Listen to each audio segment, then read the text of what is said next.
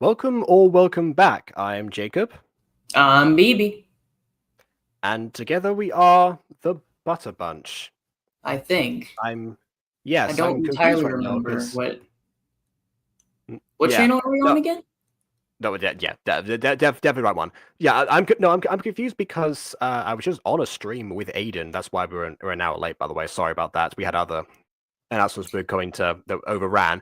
But Aiden was Yeah. there a second ago, and now he's not still I here. love So I love how we started this one right around the time that we usually end these.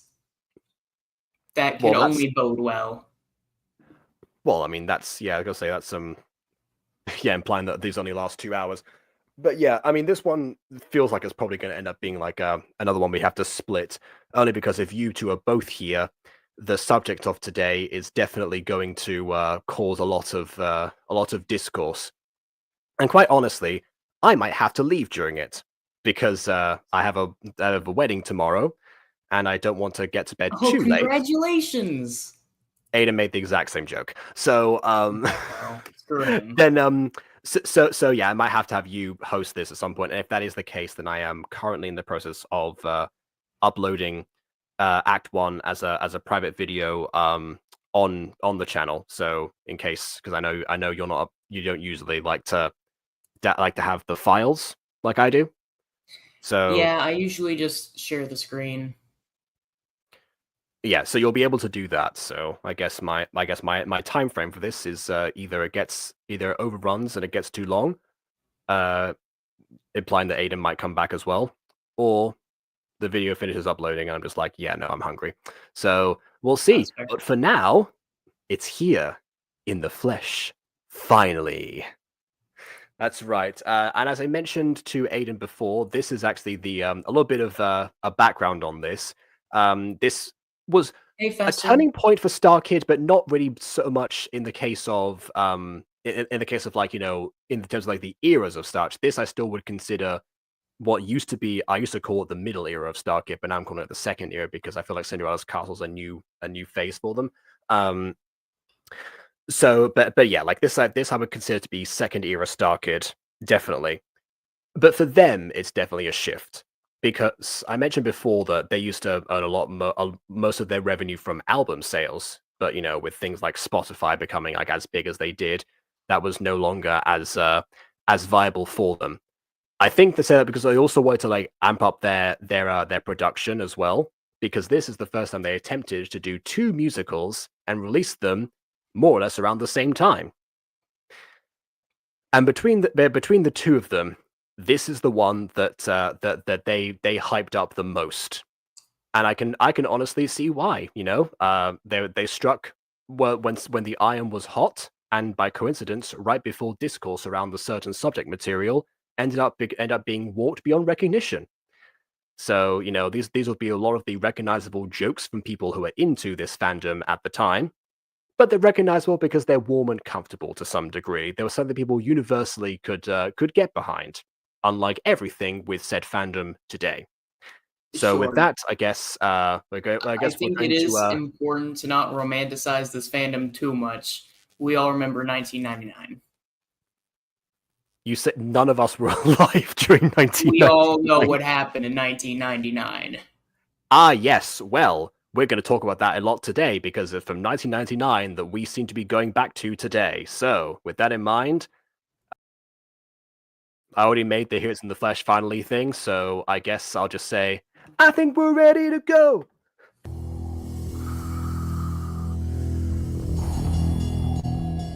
It is in no way sponsored, approved, endorsed by, or affiliated by Lucasfilm. Well, that's good. Is it endorsed by Disney?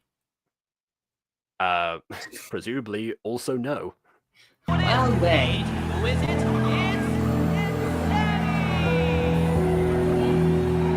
You know what sucks is that I think I'm gonna, by the end of this musical, I think I'm gonna be a little bit disappointed because the obvious comparison to this is gonna be Spaceballs. And I don't know that they're gonna beat Spaceballs. That's fair. I haven't seen Spaceballs yet, but I have heard good things about it. It's phenomenal. Excuse me, Lord Vader. If anything, I think if I watch Spaceballs, I will probably make the same comparisons about Annie. It's fair. Please, call me Annie. How you doing? This, I feel, forget Duda, forget Alfred, forget Quan Lee. Seriously, forget Quan Lee altogether. He never this existed. is what I think of when I think of Chris Allen performances. Fine. How are you? Oh, pretty good. Can't complain. Just looking out into space. This feels like all the good old days. A new definition of Starkid low budget. Like I said, this is when they tried to do two shows at once. Yes. That's the They thing about went the to good old Walmart days. one day, went into the kids' aisle, and said, yep, this works. You never know you're in them. I remember that helmet for that matter, actually, because that's a part of a larger helmet. You I would can have it thought so, snaps because on and most off. Darth Vader helmets don't come with just that part, but I guess they, obviously for purposes of theater, they didn't want to have him, masked up for too long. Yeah, but well, I remember Although that I one will say, specifically it is being one thing that I detachable. like to imagine sometimes is that in my head, I will picture certain lines from this musical being said by James Earl Jones. Okay. But yeah, but specifically this line here, by the way, that we just heard, that's the thing about the good old days. You never know you're in them until they're gone. That one's quite good. So what's up? You're meeting with the Imperial officers. Oh no, I got plenty of time before the... Oh, Christ! I'm late! There he is. He isn't like you or me. No budget, you say? Just a man. I'm so low I like how he budget. spat You know out what? the No, that's toothpaste, implying that there's nothing in front of him for that to be prevented. How would Darth him- Vader brush his teeth, actually? That's a good question. Vader doesn't brush his teeth. Vader's not particularly hygienic. I don't know. Than you ever seen. Should he? Look. He's a hero. Oh, my goodness! And he's being all he can be. You can look, but you can't touch. It is hard to believe, 'cause he's here in the flesh, finally. Hey, hey, hey, hey. Hey, look at these guys. Sometimes I get you guys confused. I'm just kidding, you guys are clones. But hey, if you guys are Remember, he said that because I'll bring it up later. clones, how'd this one get so ugly? I'm kidding again, you're both beautiful. That's the thing, I joke, but I love everybody. So you guys like Star Wars jokes? Yeah, sure. Oh, great. Well, I don't have too much time. I'm on my way to a meeting, but I'm working on a set of Star Wars knock-knock jokes. Like, for example, knock-knock. Who's there? Yoda. Yoda who? Yoda man. To quote Joke Yoda from the Game Grumps, that was a good one, but I think the delivery is a little something. Okay. You see what I did there? I made it sound like I said you're the man. It's a double meaning. Humorous play on words, and it's where the comedy comes in. I wonder if Stormtroopers in general have heard of Yoda. They probably have in, like, training. Don't worry about it. Sometimes my jokes go over Yoda was people's like heads. It one of makes the sense. most I'm a legendary Jedi of all time. Yeah. big guy, you know? Yeah. All right, I'll see you later. I mean, for a while there wasn't much competition, but yeah. See, it's better than the movies. Watch him go. Don't you know? There's more to him than you see. That will. You know what? I have to remember that he did that because I'm gonna forget that when I talk about Crab Hole in the next one. Very bad. Hey, sorry about that, guys. Hey, do you guys like Star Wars jokes? I love Joke Yoda. I guess. So great. Knock, knock. Who's there? R2D. R2D who? No, R2D2. Gotcha. This feels like he's been on Google. I'll see you later. Rock and roll. He's the one that no one can control. Oh my god. Him doing that one gesture. It reminds me of the who's the villain of the first Despicable Me movie? Vector. Yeah, you remember Vector doing the like air guitar thing and like bouncing Yes. back like that? Oh. Yes, absolutely. No, let him go. By the way, also in the dinner credits it says music by Talkfine, who the same people did the music for Spies Are Forever. How does he do it? No one knows. You can look, but you can't touch. It is hard to believe, 'cause he's here in the flesh, finally. Hey. I mean, they're just on this really. And don't you realize we're all rooting for you? And we can't wait anymore. I think we're ready to go. I think we're ready to go. Yeah. Oh, we're ready to go, alright.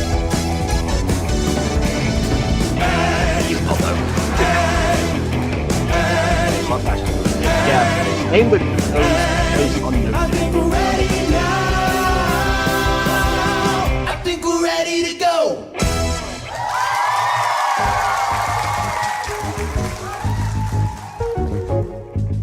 All right, Tar, can I say we just start without him? Lord Vader is 25 minutes late already. I suppose you're right. Yes. Now, gentlemen, today is a monumental day. As the Moff in charge of the program, I would like to extend my congratulations to each and every one of you on the completion of this fully operational battle station. What's there, old boy? Now, of course, there are still a few kinks to work out, and we all know that we need to just settle on a name for this thing. God knows we can't just keep calling it the Death Star. Yes, it is a bit macabre. I agree. I do agree with you. I mean, macabre for a battle station? Hey, you know. Yeah, I mean, it was specifically there to invoke fear, but also I think it's an interesting touch, actually, to have this specific actor doing that accent with the behind-the-scenes knowledge of the parallels that were intended between the Empire and the Nazis. Sorry, which specific actor are we talking about here? Because The there's one on screen right talking. now. Oh, but he's talking. No, if it's not talking, I'm kidding. God damn the comedy it. comes in. No, okay. All right. So Joe Walker, you're saying that Yeah, it's fitting that. Because of course. Are you saying that because he was also Spies Are Forever, Voldemort, yeah. and therefore that's another comparison to the Nazis? Is that what you mean? yeah, because he Okay. was a Spies Are Forever person. Okay. He was in Spies Are Forever, but he was I guess he was working for them. Yeah. If anything, Umbridge was probably more of a allegory as well. Joe Walker's filmography is quite something. It's also not miss a very things, okay. family-friendly name either. Why do you mean? Yes, I do. You all know what I'm hinting at. I'll be finishing up with the safety inspector momentarily, and they're finally going to be giving me clearance to bring your wives and children aboard! Congratulations, old boy! There is a lot to celebrate, and I do think you all deserve a big pat on the back. Well, thank you, and there's one for you. Oh, just to address this comment quickly, what else have we not seen? BB has not seen anything from this point to Guy Who Didn't Like Musicals. We're still getting to that stage. No, I Now, have. I need to go sign have a- seen Guy that the musical right before Guy Who Doesn't Like Musicals. I think that was Firebringer, right? Did I show you Firebringer? No, you said I haven't seen anything from this point to Guy Who Doesn't Like Musicals. Yes. Right. I haven't seen this. I have seen Guy Who Doesn't Like Musicals. Yeah, no, what I'm saying is from, because again, so what else implies not including this already, linguistically speaking. So, Then why did you? so I was include saying this? the gap between this releasing and Guy Who Didn't Like Musicals, anything they release during that gap is what you have not seen currently, Yes. not including either one of them. Few last release forms, and I'll be back with you shortly. Gentlemen? And, friends, I'd like to add, seeing as how a certain someone isn't here, I don't think any of us deserve to be choked, eh? Yes, I Huh. Okay. Thing rather than like a one-off event that happened. have always wondered. Besides standing in the corner like this Yeah, and Vader choking killed us, a lot of people. what does especially Lord on his Vader own team. actually do? Like a You know what? What does Lord Vader actually do? I wonder if that was them, like, especially because again, it's coming from Nick Lang, right? So I'm guessing that between him and Matt Lang, was that a question they actually had, in relation to this? I honestly couldn't tell you. Well, I'll tell you one I couldn't tell you either, to be honest, apart from what they're about to say here. thing. He's not the personnel supervisor like he keeps saying. That's me. He simply doesn't belong in these meetings. He No. never offers any ideas, nor is he qualified to. yes, and then there's that thing about his religion. Oh, you can't talk about that. Even so, it is curious, isn't it? That's a nice it has reference, something to do with actually. There's the more obvious aspect, which is that it is directly referred to as kind of like a religion that you can or can't believe in inside of like the original trilogy. But even more specifically, if you remember, it was the meeting scene in A New Hope specifically, where you had Tarkin mouthing off to Vader, and everyone being like, "Oh yeah, I don't believe in what you're like. Your magician tricks can't fool me or whatever." And that's whenever he starts getting choked. Which is, why I thought that was like a one-off thing rather than a regular event, as this character seems to be implying right now. With kyber crystals, is that right? It's not very Christian. No.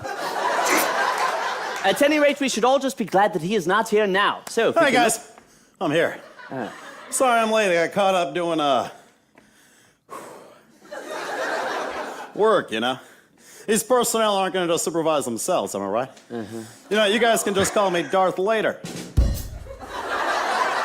All right, time for a meeting.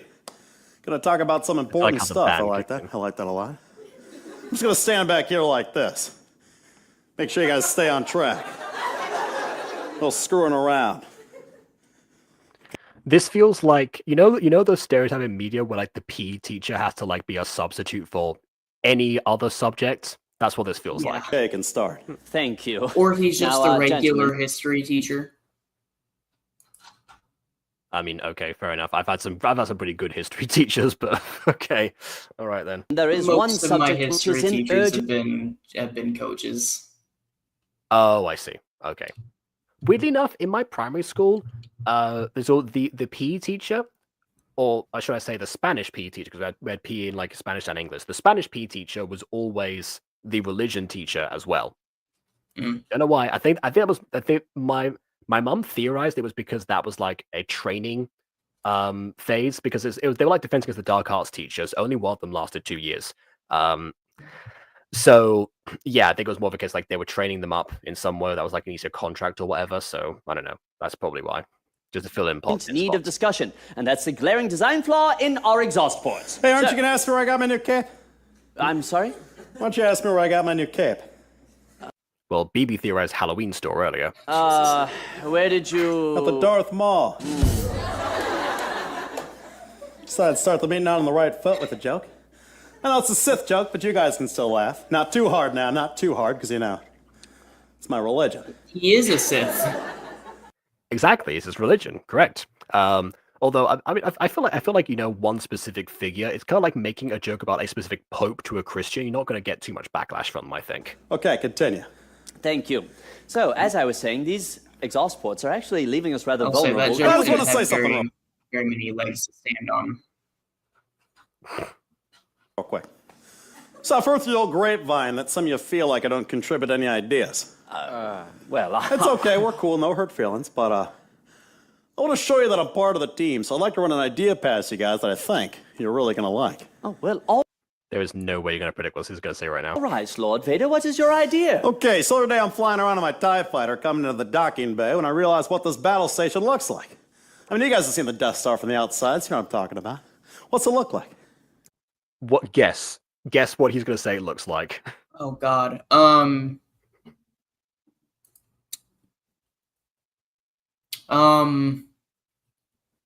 That'd be.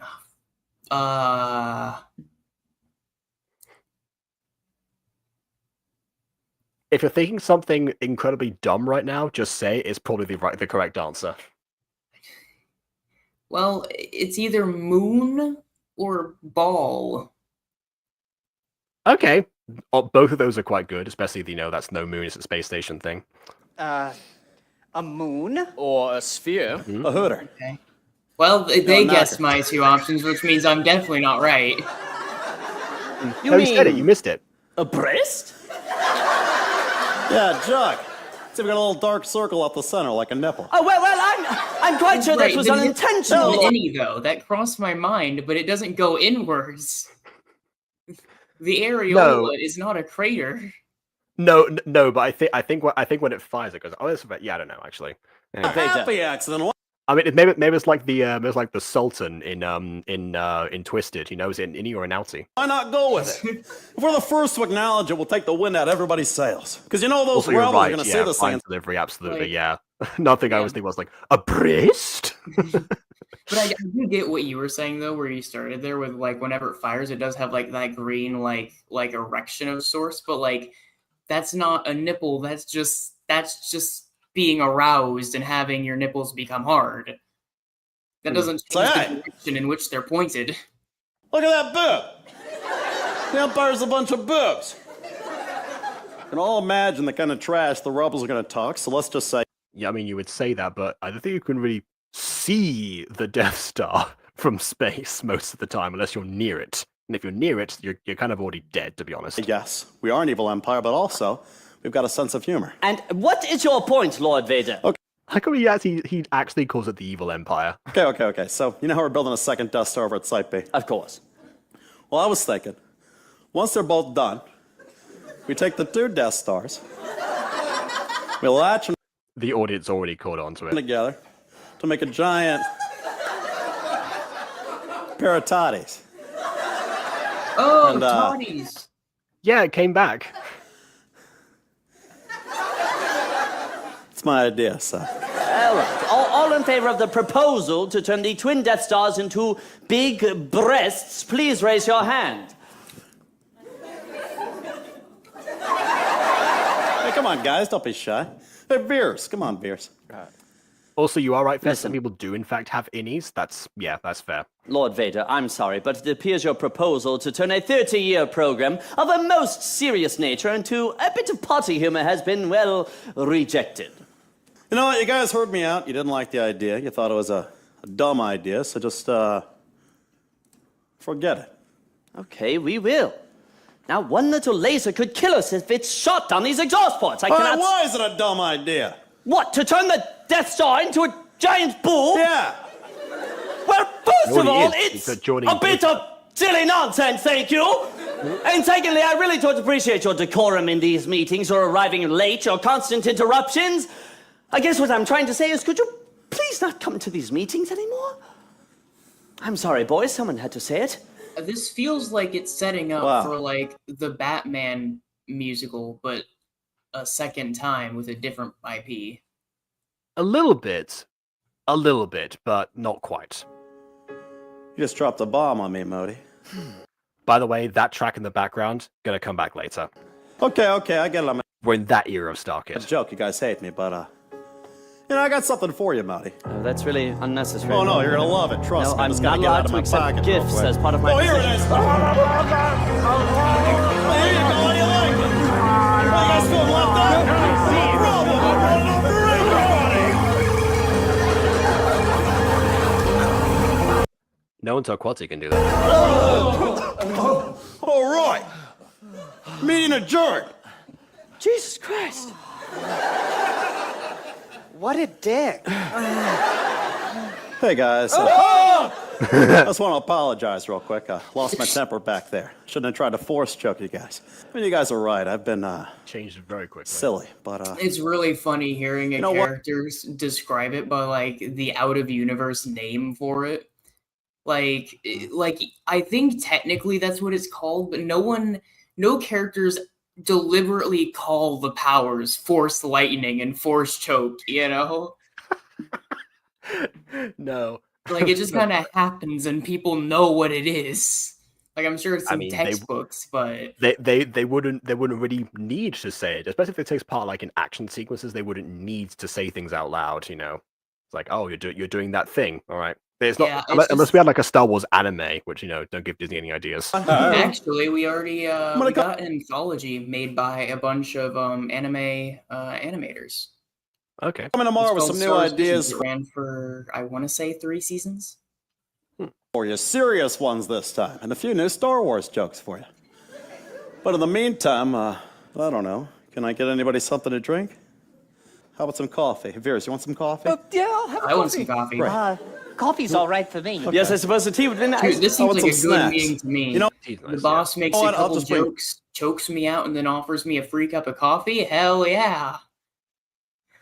we already had someone mentioning Mr. Davidson earlier. Like, OK's one have always said Mr. Davidson should apply. Now Mr. Davidson's going to want to be one of the people in the meeting. Maybe You some know, white people so, want to be, so would yeah. I. There's only winning here. All right then. I forgot you, Mr. Davidson, had this in common. chips for the whole table. Actually, could Look, we have man, pretzels? me and Davidson are freaks. What can I say? Mm-hmm. Pretzels, right? Yeah. Pretzels it is. All right. Thank you. guys took the coffee over the want to pretzels? thank- Or sorry, you guys took the pretzels over the coffee? Really? I'm more impressed that they even have pretzels on the Death Star. Thank you for all of the good work that you've put in around I here. assume there Now, has to to ex- be, like, I mean, trading happens. I True, but assume. you know, when were pretzels invented, and when is a long time ago in a galaxy far, far away? Excuse me, I need to return to my To be meeting. fair, there's Have a argument nice day. whether Earth even exists in there. So, like, long time ago in a galaxy far, far away is more flavor text than anything. To be fair, but All right, Oh!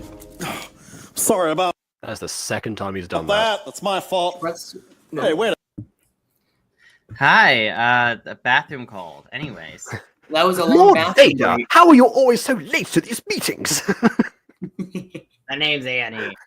Anyways, yes. You're in Pretzels the over spirit chips already. for the snacks. TB. I don't. I assume TB is 2B. I don't know what C. To be continued.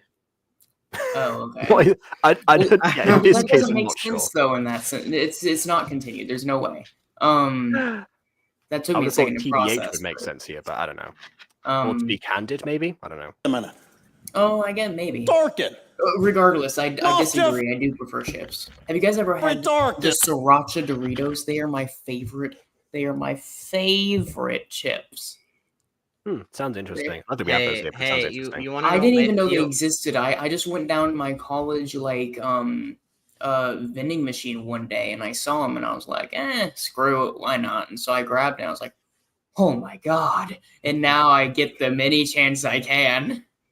You know, Alright, then. you know what my favorite chips are? So you know those like little salad chips? They're like little like long rectangular salad chips, like on your salad. I like those chips. You see, I buy a bag of them. Oh, croutons. You're talking about croutons. They're not little square things. They're like the long things. They're the long cut up tortilla chips that go in salads. Croûte-longs. There you go. Croûte-longs. They're all Anyways, buddy I old warm pal them down up the heck- in the microwave, and then I eat them warm from a bowl. Victoria! Yes, hello, Lord Vader. Please, please, call me Annie. All my friends. Pretzels are just too prickly for me. Aiden's already immediately into the characterization we've got going on. Also, yeah, pretzels are dry. That's why that's why having them with a drink, right? Because you know it counteracts. You see. Yeah. By the way, there's the dry, but again, there's also the prickly, so it just feels like you get more negative than positive. No, I've called them prickliness. Okay, all right. Annie.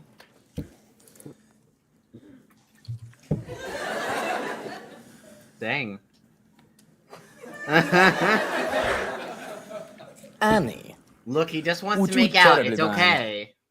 I mean, he doesn't have lips anymore. He has a mask.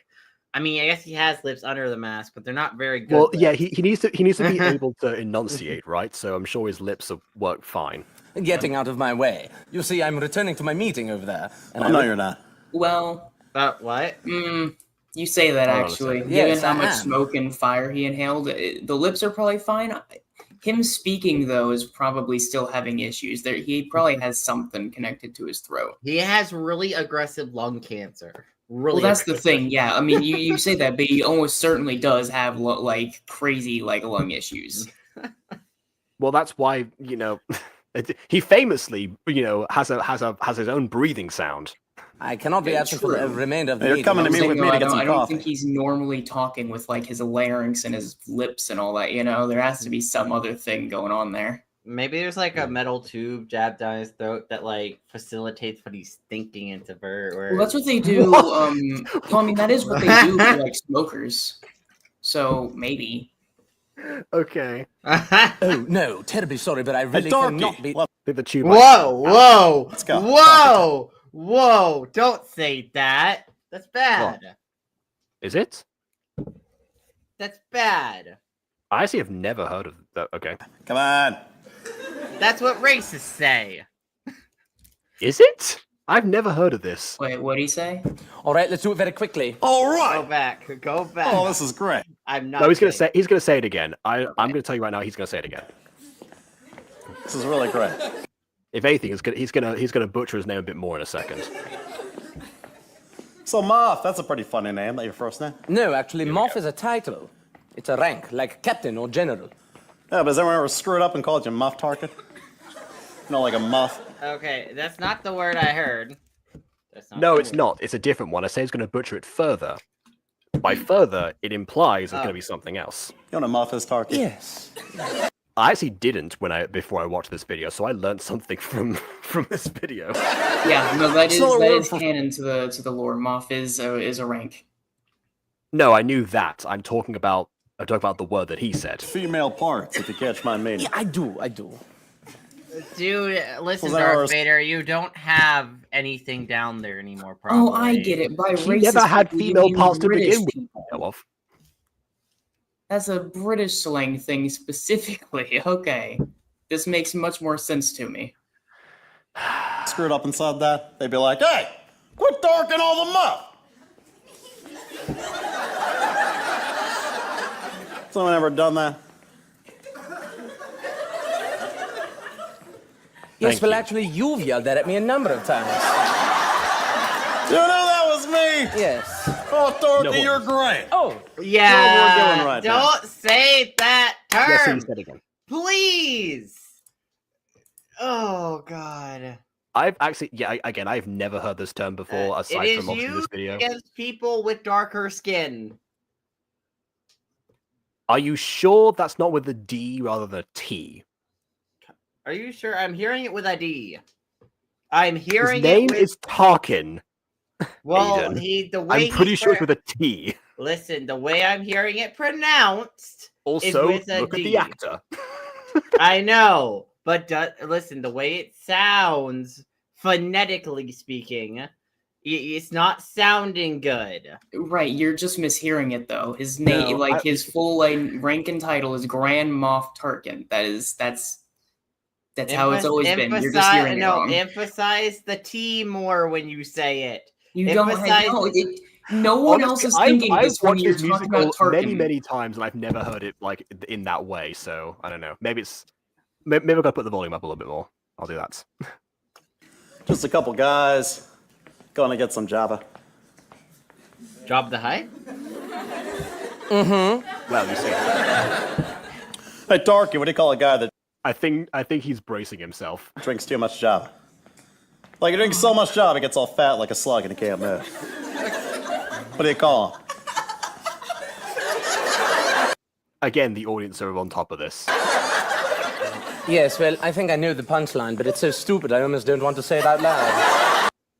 I think I want to clip that and use that in, edited videos, like that line. You know, it is a good line. I did in fact use there was one pre-recorded video I actually used a section from, I think it was Act 2 of this. So next week there'll be a recognizable clip if people have seen that video. You think you do, but come on, give me your best shot. I used it on the sentence that BB actually said. Yep, that checks out. Jabba the Hutt. I'm self-aware. I know. That's way better than what I had. What did you have? We never find out. I was thinking Jabba the Gut, personally, because of the whole, but anyway. You gotta come up with Star Wars jokes. Just another thing we've got in common. Hey, Darky, knock knock. Who's there? Oh, quiet! Here she comes. Who? Her. Oh, another track that comes back later, but only in Act 2, so I'm not going to ask people to remember that one. Is this meant to be later? Which one? Which one is Emily? They all look the same. Give it a second. When is she? Good God, man, she's the beautiful one. Oh, I see. Right, The one in the back? The one in the She's a back. kid. Yeah, that's I know. that one. Okay, so remember how I asked people to remember that he said you guys are clones, how this was sort of, whatever. So he's acknowledged the fact that they're clones, but now they both collectively agree which one is the beautiful one. Okay, no, here's the thing. It should be noted that they should not be counted as clones. The clones are far gone by this point. But here's the thing. Even if they are clones, though, it's all about what's on the inside, and he sees past the exterior and sees inside her heart. He knows she's the beautiful one. Talking as Clones X-ray also vision. don't look like each other. They all look quite distinct. Then where do they get the DNA from? Unless they're making artificial humans, then it's like they are. Have you ever seen the Star Wars movies? No. Well, I've seen some of them. Okay, yeah. So they are making artificial humans. There was a guy named Jango Fett. he was a bounty hunter, and he was so great at his job that the Geonosians, that's a sort of species, They grabbed can't blame his that in this video. yeah they grabbed his DNA and tried making clones of him, but it wasn't entirely correct, and also his son was a fucked up clone of him. And so it just kept on getting like essentially generationally screwed. So then yes, they aren't being produced as people. When you first see them, they are being incubated. See, I would call that cloning personally, especially from like what we call cloning in the real world. Yeah, it is. It's a lot closer to like a real cloning. They're test tube babies. So when he said that they were clones before, he was actually correct in that case. Well, no, because these guys are stormtroopers. These guys are like trained soldiers specifically for the Empire. Clones I thought were you were still talking about them. Okay, all right. Yeah, the clones were during the Republic, and the Empire, During the Clone Wars, specifically yeah, that makes Tarkin, sense. actually, Tarkin specifically thought that clones weren't going to be as good as quote unquote people. So he tried his damnedest to phase every single one out, and most of them are dead. Yeah, that's fun. Thinking and They got ordered. They got ordered 67. No, they just have really short lifespans, so they stopped producing them and then tried, getting rid of them as they came Oh, up. so they were all Mr. Meeseeks from Rick and Morty. Don't give me the time of day. Tell her you love her. You can never say it too much. I have hardly even spoken to this girl. That would be premature to say the Yeah, least. that would be a see little it when bit you're weird. hard- You just go up to her and be like, "I love you." It's like, who are you? Well, I mean, well, she knows, I know she knows who he is, but yeah. Again, I gotcha. Oh, they're coming over here. Please pretend I said something very humorous. Got it. You're right. The Death Star does look like a huge tit.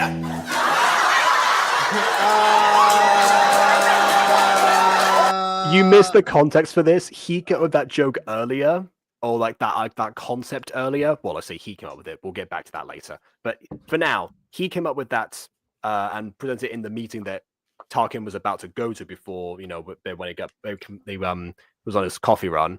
So that's why he's giving him credit for the other he thinks is hilarious. So there we go. Also, yeah, you're right. Never tell a girl like I'm sort of like an idiot. Every man has followed this advice since the dawn of time. Since 2009, at least. Hey, ladies. Tarkin was just telling me his idea to put two Death Stars together to make a giant pair of Hooters. Pretty funny, huh? No, it's actually gross and immature. Yes. It's not gross or anything. It's just, have you seen this thing from the outside? It's got a nipple. That's not a nipple, it's a disruption ray generator. It's where the planet-destroying laser shoots out. Ha! I didn't even think about that. It's like shooting milk. Oh my god! To be That's fair, pretty in solid. Star Wars, milk has been known to be green, so... Funny group of gals. I'm Also pretty sure. pig. I'm pretty sure it's blue. I'm pretty sure it's Well, blue. it's been not blue green. well, I mean, not every creature produces the same color milk in Star Wars, so I think Yeah, I think but we've seen both. I think. Are you sure? I thought we only saw the blue milk, which was in episode. Actually, when this It was came out, episode 8. when this came out, I think we only had seen the blue milk. In all fairness, the green milk was later. Pervert. Asshole. Hey, where I guess he's saying that the camera frames it as if she's saying that to Annie, but is obviously trying to say it to Tarkin. going? This guy likes you. He's the What? Casanova of Don't Coruscant. say that! Don't tell her! God! He's torquing all them up. Okay. You son of a bitch, Torquay. I think she likes you. Way to go, Vader! Hey, no need to thank me. I was being sarcastic, Anyone you else bloody think he wanker! sounds like Kronk, by the way? You just made a fool I assume we're talking about Annie. Yeah, well, a little bit. of me in front of a I've been very... thinking that this Yeah, it's entire got- time, but I was waiting for someone else to mention it. I think it's got to be a little deeper to be crunk, but something on that. The delivery is kind of similar. Hello, Pretty Cat girl. Four What are you Bird. talking about? What are you talking? Hello. God, mean, why it's is all all- these It's characters me in sound- like 80% of my roles. Why is he sound the same? He's always the Well, same. okay, Aiden, I have compared you to this man multiple times in a gotcha voice acting. Okay, yeah, The but, Death Star. I'm a very serious voice actor with very serious characters. That Are is- you though? The How levels dare of you. seriousness was not the comparison point, but okay. Yeah, also, being a serious voice actor is only quantifying amount of professionalism, not an amount of fun you can have doing your job. Like, it doesn't have to always sound like you brooding like fucking Batman or something. Like, Yeah, I mean, this is actually so when I was at drama school, we had Rowan Atkinson as a guest speaker. He said something very similar because he talked about like how he considers himself to be a serious actor, but most of his roles are comedic. I asked him specifically about Maigret after that because I specified in the question, and was it because that is a serious role in the sense it's non-comedic, because that's the difference between like non-comedic and taking a job seriously. That's what he was trying to emphasize. Yeah. And then he proceeded to talk about Mr. Bean incessantly. Your idea. And you know why? Because we're best friends. We are not best friends. You're a big dummy, and I'm mad at you. Dummy. Hey, Darky, where you going? I'm going back to my meeting, you big dummy. What? Is he becoming French now? I heard of it over French. People sound like that. Annie, you used to be somebody. And now what are you? You're still somebody. You're just a worse somebody. Fat dummy. I want to be somebody's buddy. Somebody that can Looking back. Oh, by the way, remember the track I said was going to come back earlier in the meeting? That's this one. Over the years, because it symbolized life was loneliness. easy and everything was clear. It's been so long since I felt that way. This choreography is kind of underwhelming. I've seen. Well, it's not. This is not dance choreography. So like the opening, which you missed. The light of day, but I remember all the glory. I remember all the fame. I remember how it felt like it was yesterday. Long ago and far. Also, just because I complained about this during the Harry Potter musical, I want to make the same complaint here, just to be fair. I think if you're doing a musical on the stage, even if you're gonna have it like from the ceiling or whatever, which I already don't love, but if you're gonna do that, at least have the decency to lip sync. Wait, what? From the Well, hold on. Have it from the ceiling. What is it from the ceiling? I think music.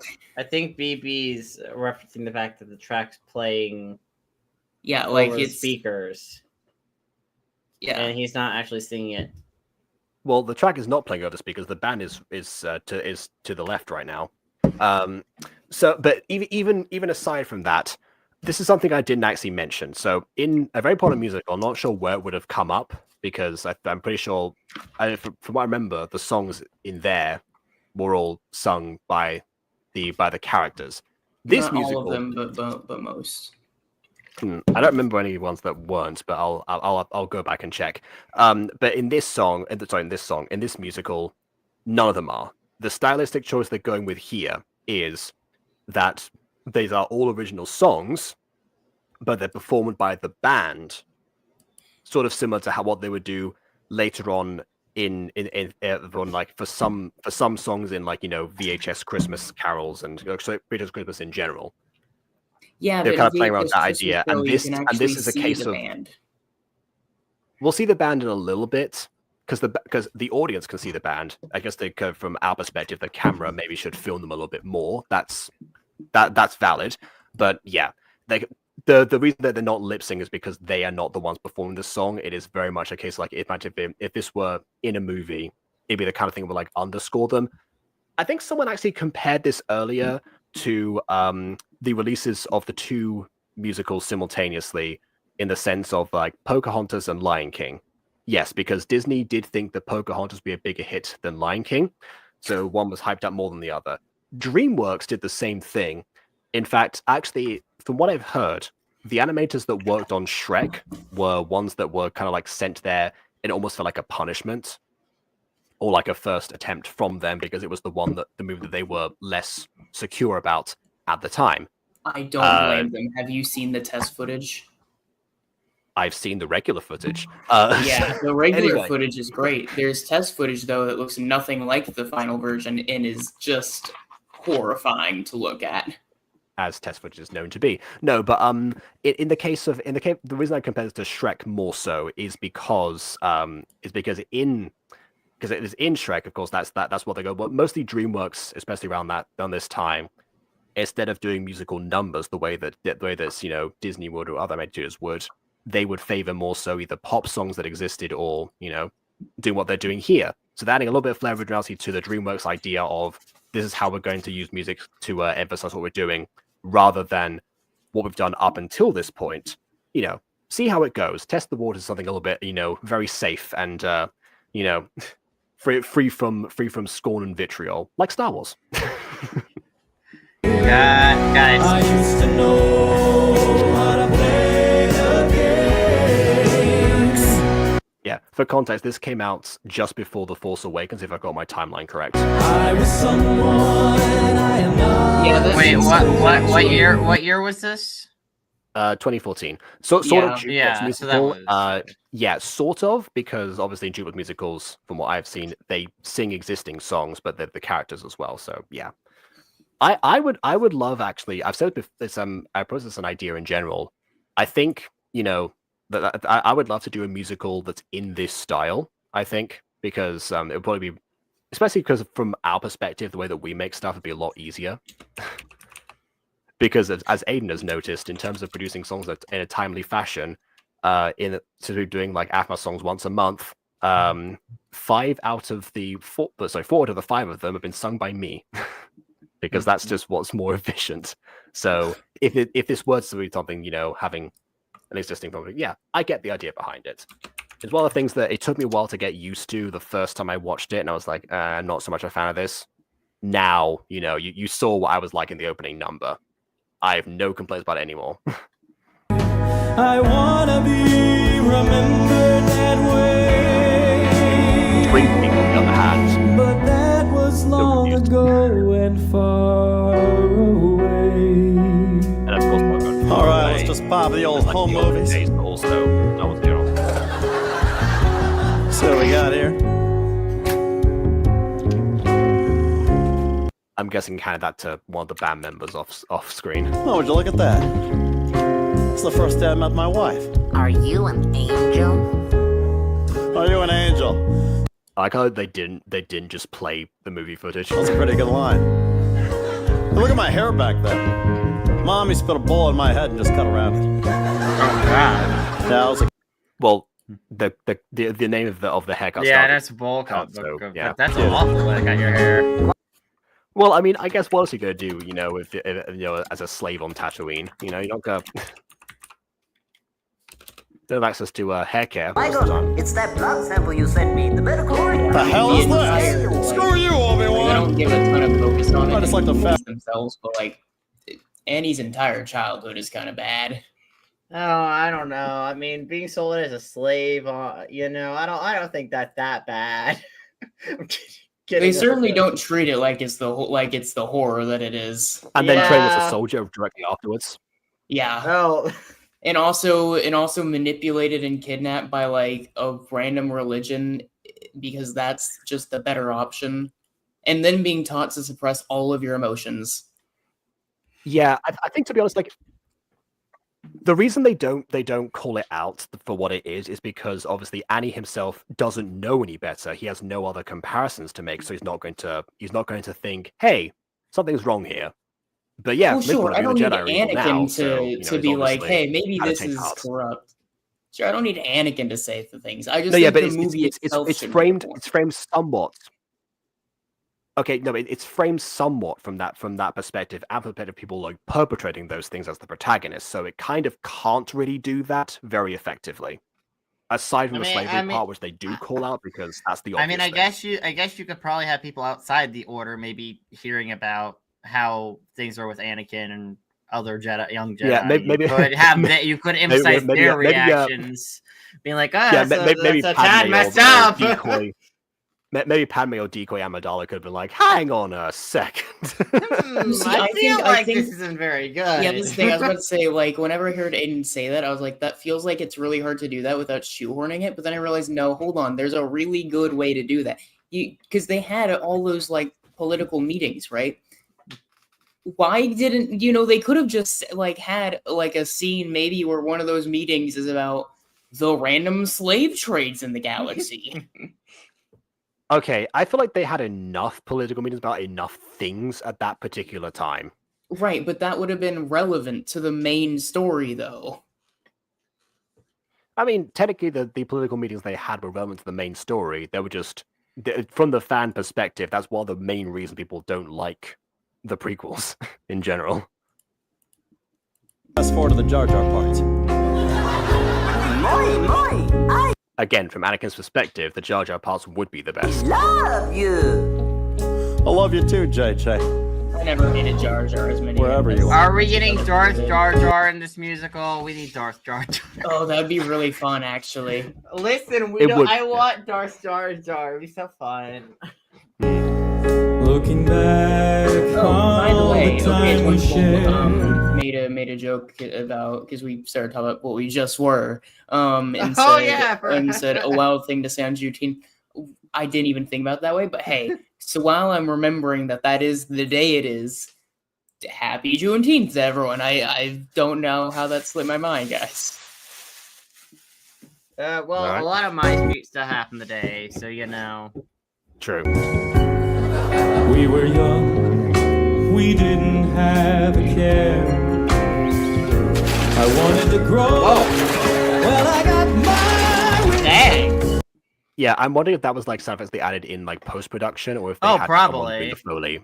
Oh, yeah. So this is why they made Kylo Ren the way he is. I love the way he's like, trash, move the existing prop. It reminds me of like the end of Show-Stopping Number, where they're like, we gotta get out of here. Trick this table? Yes, I'll bring this chair. Like this, but I remember all the glory when I was in the race. Now Darth Vader, you shouldn't be smoking, sir. I have enough smoke in my body already. What's a little more? How can I get back? I'm not gonna take it to Mustafar. You see what I did there? Take it to Mustafar. Take it far. First place, long ago.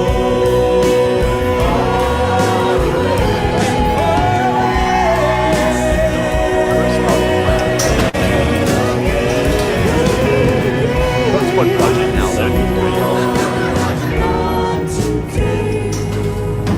I wanna be remembered that way,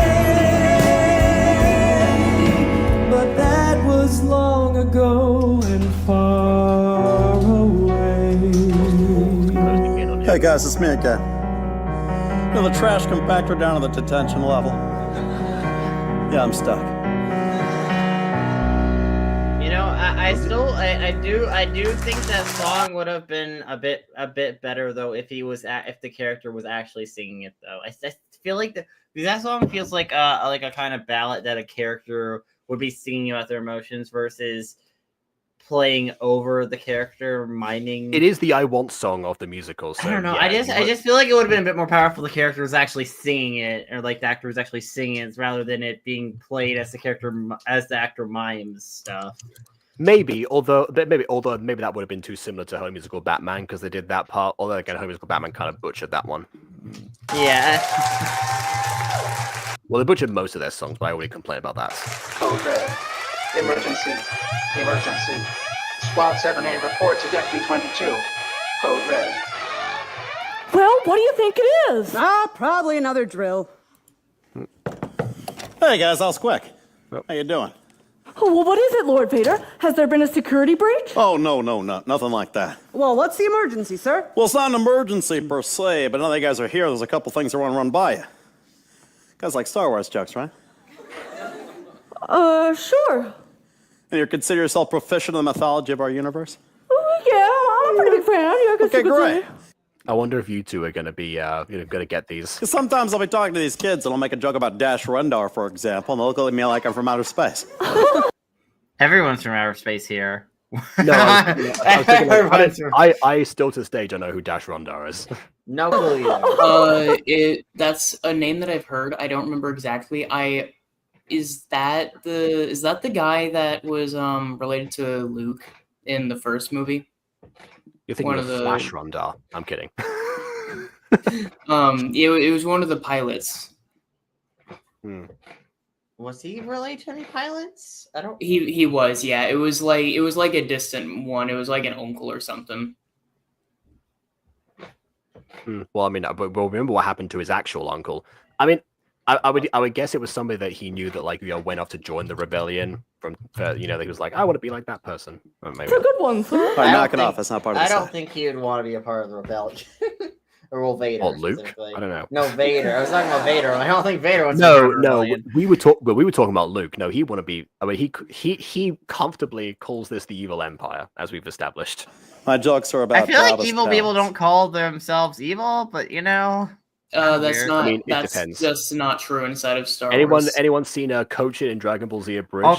Okay, inside of Star Wars.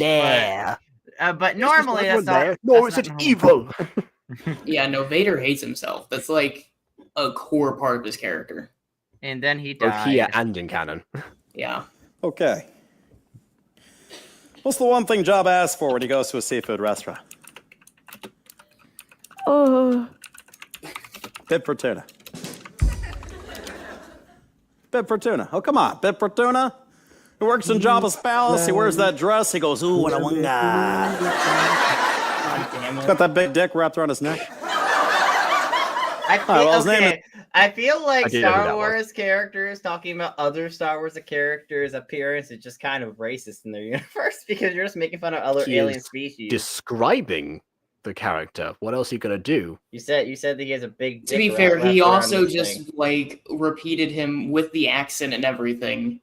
Yeah, I don't know. You have to acknowledge if we that were at the in the least would get an universe of eyebrow Star raise in the Wars, real world. if this kind of you're just kind of discriminating the alien race. Okay, the impression part I get. The description. I think the I don't- description's probably Bib for fine. tuna. Calling something If like Jabba a eats dick some around their throat. Right, was like dick. Okay, dick but like, wrapped how around is the that head. like? If it's not actually a dick, you're just describing. It's a mutation. You're just applying. It's only available to him. But you're just applying like a phallic feature to just a base feature of their species. You're just making something phallic that isn't phallic. No, but that's the makeup department's job. He's a sloppy guy. Need a bib, you know? It's a double meaning. A humorous play on words, and that's where the comedy comes in. I never noticed before, but he's not wearing like gloves to, make his hands black or anything. I would have thought. Anyway. Okay. When Jabba's done eating, what do you think is left on his plate? I don't know, sir. Not even a salacious crumb. What's that? Salacious crumb? This little pup that lives in Jabba's flab rolls. He goes, I don't get it. Oh, God damn it! Yeah, I remember him. God, I remember him. He's the silliest actually, little guy. that's I love him. that's a character that that Derek did an impression of Bitsy doing an impression of that character when they were all doing Jabba impressions. Jacob, I'm just saying, I want Well, you his to name is- use Bitsy's voice in one of our D&D campaigns. Well, I mean, I can certainly do that. So yeah, go ahead. I need you to crumb. voice a You know character what? with that voice in one of them. I mean, sure. If it, yeah. I mean, because then you would get like other people to voice NPCs. Yeah. The store creeper, the store owner just sounds like Bitsy. Yeah. We could have like Orchid call in sick or something, or what? Say some visiting family or whatever. forget it. How would you even know that? Jesus Christ, I thought these jokes would slay, but you guys don't know dick about Star Wars. I got one last joke about Jabba's palace, but I don't even think I'm going to tell it. It might be a bit too corny. That one. And here is where you'll be staying. Hermione Granger? Not quite, but also recognizable figure. Hey, what's going on here? Oh, you're still here. Of course I'm still here. It's a sit lounge. I live here. I'm so sorry. That's okay. I'll just go. No, I can go. I'll handle this. Lord Vader, we've been trying to call you all morning. You're fired. I don't quite know how to put this, but the Emperor has decided to take the role of his apprentice in a new direction.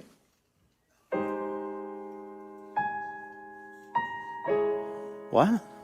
If you like, we could say you became ill. This track, I don't think comes back later. Who the hell is this? Oh, this is Mara Jade, top Imperial assassin. Oh my Yeah, god. I knew you would recognize the name. Yeah.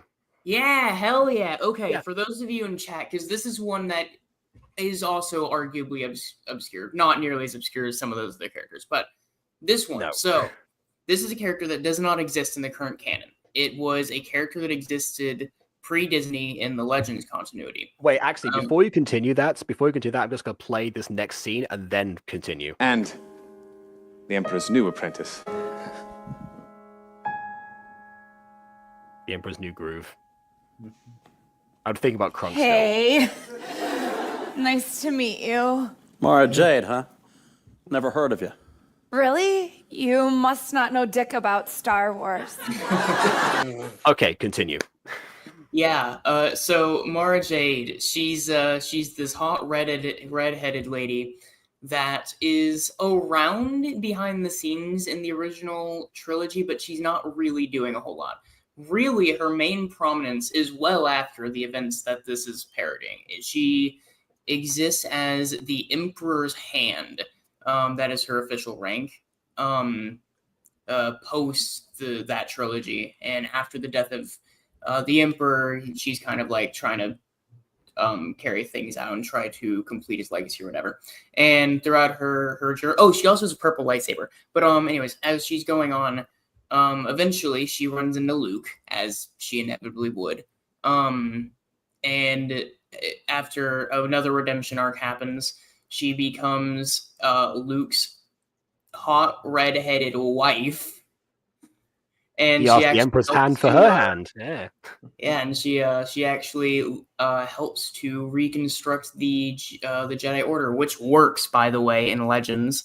Want to make that clear. That actually succeeded in that continuity. So yeah. Yeah, I don't think she exists in the Disney continuity or the current continuity. She doesn't. I just said that.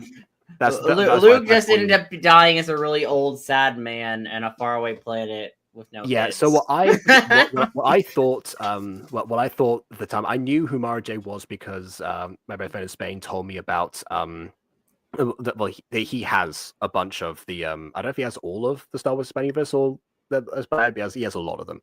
So he's talking about them in general, and then mentioned Mara Jade in passing. Didn't mention the Emperor's Hand thing, so I was confused as to why she was here specifically, but I guess that explains it. Question though, Phoebe, is her costume accurate to at least one of her outfits in the Legends continuity? Pretty close, actually. Yeah. Or is it Dark Vader? Just call me I Annie. don't remember her hair being that messy. But... Annie. Right. They got a really messy wig. They got a really messy wig. Most Starkid wigs are this messy. Yeah. Wow, Annie, you're leaving me with some pretty big shoes to fill. Is that some kind of joke, huh? You trying to patronize me? Because I'm a failure that nobody likes? Because I'm a big fat loser that's never been good in anything? Okay. I really hope they don't hook Remember up. the song Oh my we god, I had, just though. realized what trope they might be leading into. Ah, come on. He's old enough to be a father-in-law. Oh god, literally. Yeah, I was say she becomes You're the the one wife of beating his yourself son. up, buddy. I mean, come on, you had to have been good at something. Like, are you pretty good with like your little light-up sword? As will you, apparently, according to BB. I didn't know that. No, not really. Tell you the truth, I lost with every lightsaber battle I ever had. All right. The only time I actually won anything was against a bunch of kids. But that was a really close call. I've since then rewatched the prequels, and yeah, the Langs were on point with that. Those are some nimble younglings. Could have gone either way. But, what are we going to do? didn't you help hunt down and destroy the Jedi? Nope. Clone Troopers did most of the work on that one. Okay. I mean, don't get me wrong, I butchered my fair share of defenseless sand people. Then I cried about it. Defenseless? They fought. I also choked my pregnant wife to death. I cried about that too. You probably didn't need to mention that one, but yeah. Ew. Annie, I would have rather not known any of that. Yeah, I have a lot You that I were could way- say about that entire speech, but like, If the problem is if I say like, oh, this is out of character for this character every time it happens, we're gonna be here all day. Like, Yes. like Vader, for instance, would never mention Padme. Yeah, see because what the thing about this is that, you know, most of these characters, aside from like they're caricatures of themselves, but they feel somewhat true, except for Annie himself. Like he just feels like very far gone. As a mystery, and now I think you're kind of like a pusswad. And that was the critique of the prequels, being like, why do we need to know all this information? He was better off as a mystery. I do appreciate that it's Like, Mara Jade saying this, though, because she is totally the character to say that line. All right. A big wad of puss. Sorry. You know, Mara, you're spot on. You're gonna make a great hand for the Emperor. Oh, there Thanks. you go. So I don't know how this works exactly. Which, I don't of know course, if you if the audience hasn't read one of the Star Wars books that has Mara Jade in it, then they won't have a goddamn clue what that line meant. But No, I didn't know until now. we just go. Or if you think the Emperor will want me to like kill you, you know, to take your place. What do you think? Well, I might have you cut my head off. But you make it think that it was your idea. So that's how he works in mysterious ways. Okay. You'll think you're making your own choices, but really you're just a pawn in his grand schemes. And that's Remember he said that, by the way. Come back later. unfair. Because I was supposed to be the greatest Jedi ever. I will even learn to stop people from dying. Ew. Annie, don't do that voice. That's gross. Sorry. It's just been so hard for me ever since I lost my one true love. Oh, what was her name? Who? No, I'm talking about my one true love. Here we go. Pod racing. So you're like really into pod racing or something? Cool. Oh, honey. You ever heard of a little race called the Buntieve Classic of 33? No, I have. He says of 33. The calendar system changed, obviously, like during A New Hope anyway. I don't know what the old calendar system would have said about 33 specifically. That feels very low as far as the years would go. Haven't. Because I've been living under a rock on Endor. Duh, of course I've heard of it. It's only the most important pod race in all history. Well, I'm not one to brag, but, I won that race. Bullshit. Wait, you're that Annie Skywalker? I thought you were just some guy, but this guy changed pod racing forever.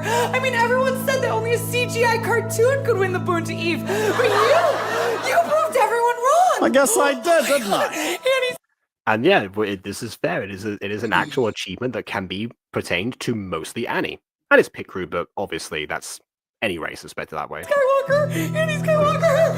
I must be dreaming! Oh my god! I have your trading card! Wait, the trading card has Darth Vader's mask on it, and he didn't think that was the recognizable thing? Doesn't have the bowl cut on or anything? Would you sign this for me? Wow, okay, sure. Because based on the context we have, it's assumedly a trading card in the same way that like you have sports trading cards, which would be the pod racing, but he shouldn't have that mask at that time. No, nor should she have not recognized him if he was wearing that mask at this time. What a frame to pause on, by the way. Fantastic Mara Jade face here. But those glory days, you can't forget. Or are they? Yeah. Also, for the record, she'd be super dead if the name Skywalker came up to him, but well, yeah, no, he doesn't like calling himself that, so yeah. Oh my gosh, this is wild. I'm losing it over here. There you go. Now I'm just picturing that scene in Empire Strikes Back where it was like, I believe this to be the offspring of Anakin Skywalker. What, the Boon to Eve winner? Like, the pod racer? Like, you actually said that. it's Very same, Lord Vader. We actually, I don't remember which continuity this was in, but we do get to see him get told about Luke for the first time at one point in one of the comics. Boba Fett is like told to go kill the leader of the rebellion, tries to go do it, fails, comes back and says, "Hey, boss man, I failed, but don't kill me, please. I know who it is now." And it's kind of crazy. It's a guy named Luke Skywalker. Can you believe that? Vader fucking cracked the entire glass and tore it open by accident. Annie Skywalker. I'm just picturing like the how it should have ended thing, where it was like, I'm gonna be a father, like that whole thing. Perfect. I've never seen. I've never like fully focused on like the on the signature either. Annie Skywalker. Can I have a hug too? Get over here. Come on. Okay. I wonder if they're gonna make a reference to Starkiller in this. What happened to you, man? When I was a kid, I would go to the Bunta Eve every year, and I had some stupid fantasy that Annie Skywalker would pull up to the starting line for just one more race. Why'd you quit? Well, I didn't quit per se. I guess I got swept up in the whole Clone Wars thing. You think I quit? They quit on me. I could think of that line from Doc Hudson. I'm sorry, the Clone Wars? They were boring and shitty. You were living the dream. I mean, why would you give that all up for this bogus government job? Well, you're one to talk. What are you doing here? Was I don't think at this point in time, but all right. Well, no, obviously, like she needs to love pod racing for this conversation to happen. Yeah, those two things were Sure, kind of like she doesn't have to like together. Be disinterested in like the Clone Wars, though. Yeah, I mean, I guess outside the TV series, they weren't exactly the most compelling thing for most people at the time. Hear that? That's fair, This is just to pay the bills. A lot of people were speculative about it though during New Hope because that's whenever it was first mentioned, but no one knew what it actually was. So you actually see like some of the very early novels try to allude to it and have like different interpretations, and then it came out like way later, like what it actually was, and they don't work anymore. But this kind of this kind of feels like Laura Bates, which Aiden knows what I mean by that. Annie. Oh yeah.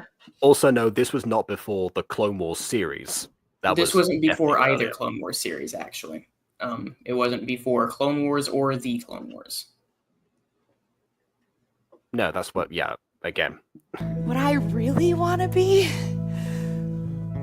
Both is of a which quite slave girl at Jabba's palace. Hey, you'd be great You're for that. saying I that know, on I mean- Juneteenth? How could you? Jabba's not gonna enslave just anyone. He usually goes for like princess shit. So I just What? figured Emperor's No, hand is usually my foot in the for door. Twi'leks, because canonically Twi'lek women are bred systematically to be submissive, so they're much easier to enslave. Why would you want to be And you thought they'd have political meetings about the clones. You know? And Mara, take it from an old spectator. Life is not a spectator sport. Again, some of these. You gotta lines get were yourself. worth a You good gotta get. line, You bro. gotta get yourself enslaved. Direct. You'll take this cushy job. Before I know it, you'll wake up one day and you realize you're 56 years old, you're more machine than man, and you let your dreams jump to light speed without you. Yeah, I guess Let's say that forget would be the Sith. roughly how old he was. Yeah, I guess he would be around Middle Ages at this point. I'm sure that the Langs worked that out. Yeah. Go to Tatooine, do what you love. You know what? You're right. You're right. I'm out of here. I'm out of this big tit. That a girl. Well, they can't spell that at least. Wait, is that Mara Man. Jade for the whole musical? Is that just Mara Jade for the whole musical? We brought her in. I mean, we brought do you her in need more of her? briefly. I mean, I Why would not like take more her of on her. a- I would not like more of her if that comes with the stipulation that she has to hook up with Luke's dad. Oh, apparently it's while the Gargoyles in Hunchback said that. Okay, never mind. Well, still Disney. no, I'm just saying, in live theater play when you like have to make costumes and cast actors, I'm just saying it'd be a bit of a shame if she just gets written off immediately. That's the one. Hey, look, that's the one thing that they have, the budget for is more cheap costumes. Yeah, that's What I'm about sure the they lighting? I'm sure they have like a bucket somewhere full of just like old costumes to recycle one day anyways. That's why their wigs are messy, I imagine. Next Bunta Eve is in 5 days. I bet you that's enough time to fix up your old pod, get the pit crew back together, and win the hell out of that race, Annie. You're gonna put the band back together. I think you're starting to see what the plot of this musical is all about. Oh God. Besides, pod racing is a young man's game, isn't it? It's a CGI cartoon game, according to everyone else. Everybody, just remember, this man murdered a whole room of children. He mentioned that himself. Hey, that fight could have gone either way. There were some little younglings. What? I'm pretty sure they're dead. I'm pretty sure he killed them all. Like I said, those were some nimble younglings. They also said a little 8-year-old made of metachlorians didn't belong on the track.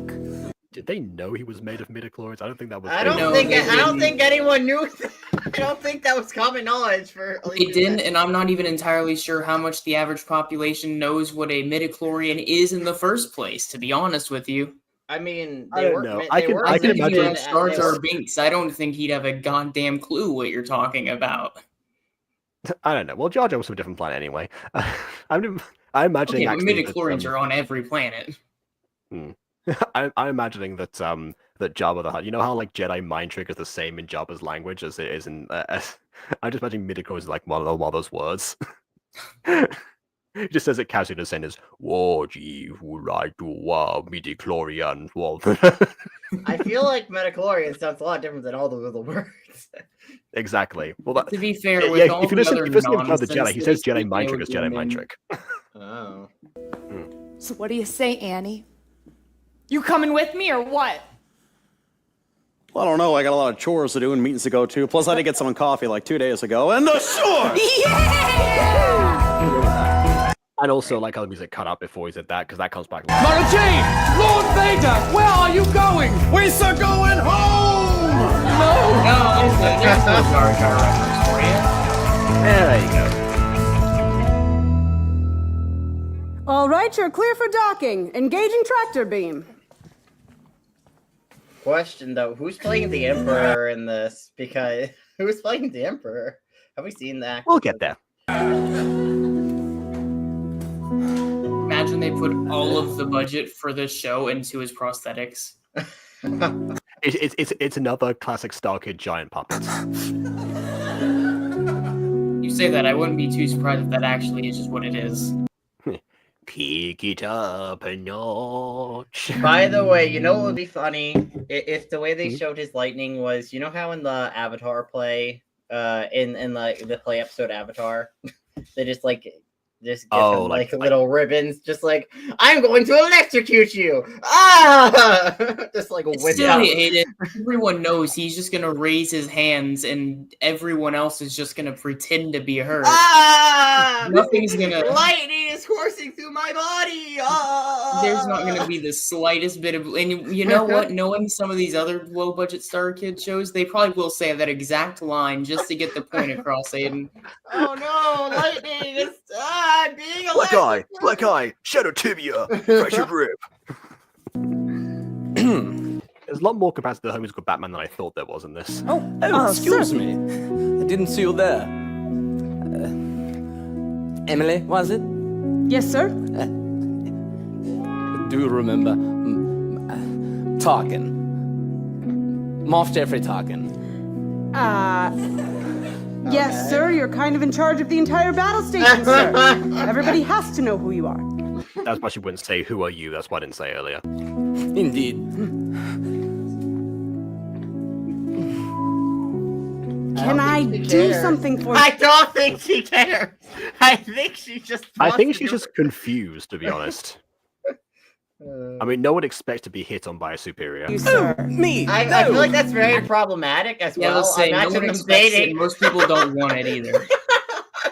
Actually, I wanted to apologize to you for the other day. That whole... The other day? How long have... I guess, it has been a bit of time since, I guess between, the trash compactor and then Mara Jade appearing. He'd say 2 days ago for the coffee thing. Death Star... boob thing, which was actually not my idea. It was Lord Vader's idea. He's immature, not me. I'm sure, sir. Yes. I don't even pay attention to that kind of thing. Bad I don't even like boobs. I mean, I like your your boobs. I mean... Oh dear. God. Yeah, restart everything. Can I be Okay. excused, sir? I've got to go stand in this And line this is because how you get fired from your job for harassing your employees. Emperor is coming. The Emperor is coming here? I just gave There's the band. him docking clearance. Oh my, I need to go. Thanks for the chat. You're lovely. I mean, it was lovely. I mean, oh dear. And over here we have our state-of-the-art motherboard, which of course can control anything from lowering the docking bay doors to shutting down the trash compactor on the detention level. Emperor, is everything all right? We're gonna paint these walls, right? I'm gonna be honest, I'm kind of underwhelmed by his Emperor. Like, I feel Oh, like... come on. Like, I wanted old man voice, okay? This is old man. No, it's nasally nerd voice. They're not the same. Oh, I thought, okay, it's old man physicality. Would you like a but nasally old nerd? You put down that cheese cake. That's old man physicality there. And Listen, who better than Nick Lang? I want old man voice, okay? I like doing old people voices in general. Hey, look, man, if you give Palpatine too much screen time and you give him that voice, then this play is going to be running for an extra hour. Listen, Sonny, we gotta blow up Tatooine. We can't have Lord Vader win that pod race. He'll get too much confidence. And a confident Vader is a bad thing. You don't understand. Last time he was confident, he tried to overthrow me. But then I shocked him a lot. Then he stopped. It's just that everything's so great. Where's all the color? Yes, of course, we'll assemble a team and get painting straight away. And what are these floors made out of? Linoleum? See, I had specifically asked for hardwood floors. It's like if you're gonna go through all the trouble to make a battle station the size of a moon, now you're really gonna start cutting corners like this. I don't think you're cutting corners by making it out of metal. That's a good thing. It makes it sturdy. I guess maybe the Empire maybe they put a little bit of an extra tariff on wood or something. You never know. Yes, well, forgive us. I suppose we're more focused on making everything operational. It's operational, but there's like. I mean, hardwood is easy to come by on Earth, but not so much other parts of the galaxy. Maybe. That's why they go. That's why they go to the Bear Village. That's why they went to the Bear Village in the third movie to get all that wood. Are you talking about Ewoks? Ewoks. I forgot their name. It's not my fault. This place is just nothing like what I had imagined. All I can say is thank God for Site B. We're making another one. Yes. Get that one right. Yes, it's going to be even grayer. Sir, yes, Don't sir. worry, Well, if you'll follow me to make a planet-sized one eventually, you're gonna love it. It's also going to be gray. the observation deck, perhaps I can change your mind, eh? Are these fluorescent lights? Yes. Okay, that's why everybody looks sick. Excuse me. Yes, for LEDs. I wanted a gaming setup. Allowed this handsome young man aboard my battle station. Why, it's the Emperor. Jeffrey. Make out.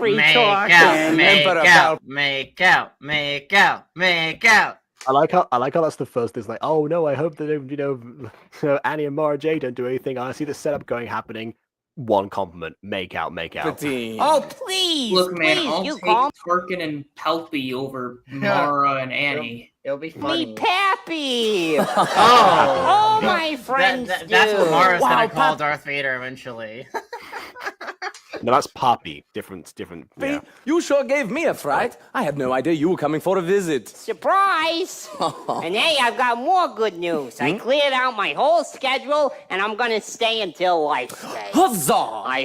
They don't celebrate Life Day here because they don't have much to do with the Sith. I hope you don't mind taking care If anything, that's why they were so at Christmas here. Care of an old man for a whole week. Not at Old all, man, there you Pappy. go. Not at all. Excuse me, Moff Tarkin? Not now. Can't you see I'm speaking with the Emperor? Yes, but they're okay. They're rebels. They're rebels. Jeffrey. They're nuking us. I wanted to. That is probably what every stormtrooper is thinking at the end of New Hope. Thank you for everything you've been doing recently. You know, you've been No, they're more at the end of them. You hope they were thinking, a huge help in more ways than you know. In fact, are you you're sure the this is kind very of good man- shipping fuel? This is shipping fuel. oh yeah, because no one can help each other in any. Okay. and I could you've see been helping him becoming more ways Grand than Moff in the near ever. future. Rushes him. Grand Moff? Me? Grand Moff Tarkin. Well, if everything goes okay until Life Day, then the promotion is as good as yours. Well, thank you, sir. Thank you very much for your confidence. But it's really my team who have done all the good work around here. No, Jeffrey. This battle station has a ways to go. What I'm talking about is how you've been such a good friend to my Annie. Annie always tells me you and he are best friends. He tells me everything. Everything. Well, I haven't spoken to him since yesterday morning. I'm kind of avoiding him a little bit. Oh, thank heavens. I mean, why, sir? I may or may not have taken on a new apprentice. It's nothing serious. I'm not trying to replace Annie. Are you sure? Clearer. That's not how it came off. If things work out with Mom, eventually I'll have her cut his head off. But for now, he's got nothing to worry about. She's just here to help with some of his responsibilities. Speaking of which, how's Annie doing in the meetings, huh? Is he keeping you knuckleheads on track? Of course. Why, we just love having Annie in the meetings. Good. Why, Good. just the other day, he made a very interesting proposal. And I... What's funny, sir? I've got a confession to make. So I know Annie's been having a rough time recently. He doesn't make friends very easily. Thinks you guys don't respect him. Why, that's absurd. Right, so I told him that I had originally designed the Death Star to look like a big booby. And I said, hey, Annie, wouldn't it be something if once both the Death Stars are done, we latched them together to make a big pair of yabos? So remember how I said before to remember that Annie pointed out that you think you're thinking for yourself, but actually are poor in his games. Yeah, that's what I meant. So this is Yeah. he's fallen to his own thing. And he got all excited, and I told him he should bring it up in the next meeting. And I knew it wouldn't hurt, because I'm planning on doing that anyway once they're both done. Oh, you are? Of course, that's phase 2. So how did he go, huh? Did Annie get a big boost of confidence? Yeah, definitely. Well, actually, that proposal was rejected. What? Who didn't like the idea? I don't know. I wasn't even in the room when it happened. All right. How about you bozos, huh? Which one of you didn't like my idea? It was Admiral Moti, sir. What? No! Now, No. you will die. Emperor, please. Oh, yeah. Again, post-production in theater, you are absolutely correct. All right, now where's Annie? I got a Aside from the surprise for him. It's a Star Wars Lego! Yeah, I saw it in the Toys R Us on Coruscant, and I thought, hey, that's for Annie. Yes. Look at it. It's pretty cool. Sure is. It's got the little Luke, and the little R2, and the little, I guess he already knows about Luke in this continuity. Jack Porkins. I don't know who that is. I do like the idea So, of do you think it's everyone good? except for Vader knowing exactly who Luke Skywalker is. Yeah, the fact that they know who Jack Porkins is suggests that the Battle of Yavin should have happened already. What do you Yeah, think and also Annie the might fact be that a he's Moff and not Grandma. Because I was under the assumption they're just shortening it. Because by this point he should be Grand Moff, but I think this is mostly supposed to take place like a few weeks beforehand, before A New Hope, but aside from the fact that I guess they're in a set with Jack Porkins, okay. little too old for Lego bricks. Sir, nobody's too old for Lego bricks. They're simply too poor. I would it's say... also true. Pappy, I would say he's one lucky kid. Yes. Okay, good. Because I think it's cool. All right, well, go and get him. Go and tell him that Pappy's here. Right away, sir. You there. Go and fetch Lord Vader for us, please. That's what I've been trying to tell you, sir. Lord Vader has run away. What? I do like how this particular stormtrooper just keeps on like clicking to talking like a kid. Jeffrey, is everything okay over there? Yes, sir. Everything is fine. Thank you. All right, I'll be over here, not listening to you. What do you mean, run away? I don't know. This has become my street now. He said something about going home, and then he made a joke that I didn't get. But I think it had something to do with him pod racing again. Pod racing at his age? That's preposterous. He'd kill himself. Oh. Pappy wouldn't like that. Pappy wouldn't like any of this. Why, if he finds out that we lost Annie on my watch, he'll electrocute me to death with lightning. Or worse, I'll lose that promotion. No.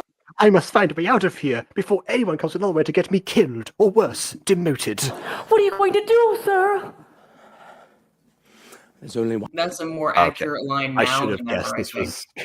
I should have guessed someone would say this.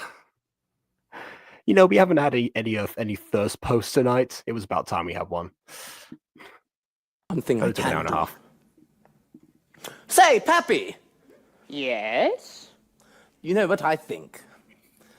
I think that Annie would love it if you put together that set of Lego bricks yourself and then gave it to him when it's finished. But doesn't Annie want to put it together? That's the fun of Lego bricks. No. Annie likes to have a completed set. Huh? And then to take it apart. And then to put it back together again. You know, Annie, he's such a tinkerer.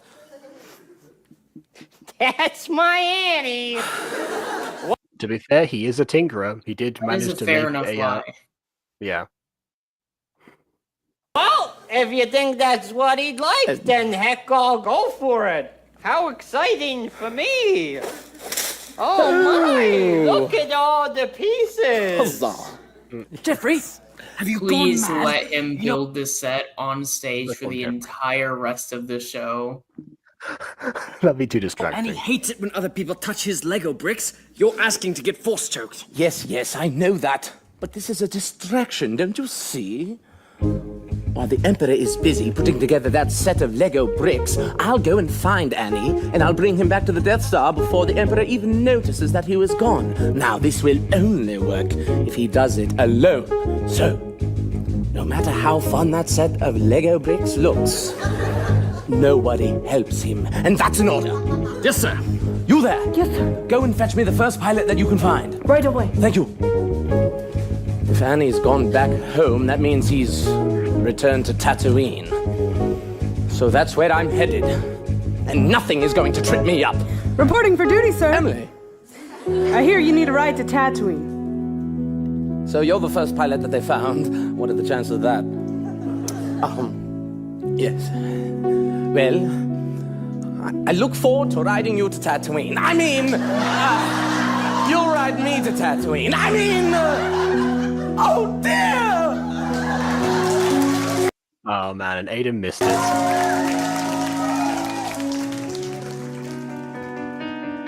I'll say it to Festa that I'm sure Festa would like to ride Joe to Tatooine. I don't know, I've got nothing. We are now approaching the surface of Tatooine. It's been a while since we said Begin anything. docking procedure into the spaceport at Mos Eisley.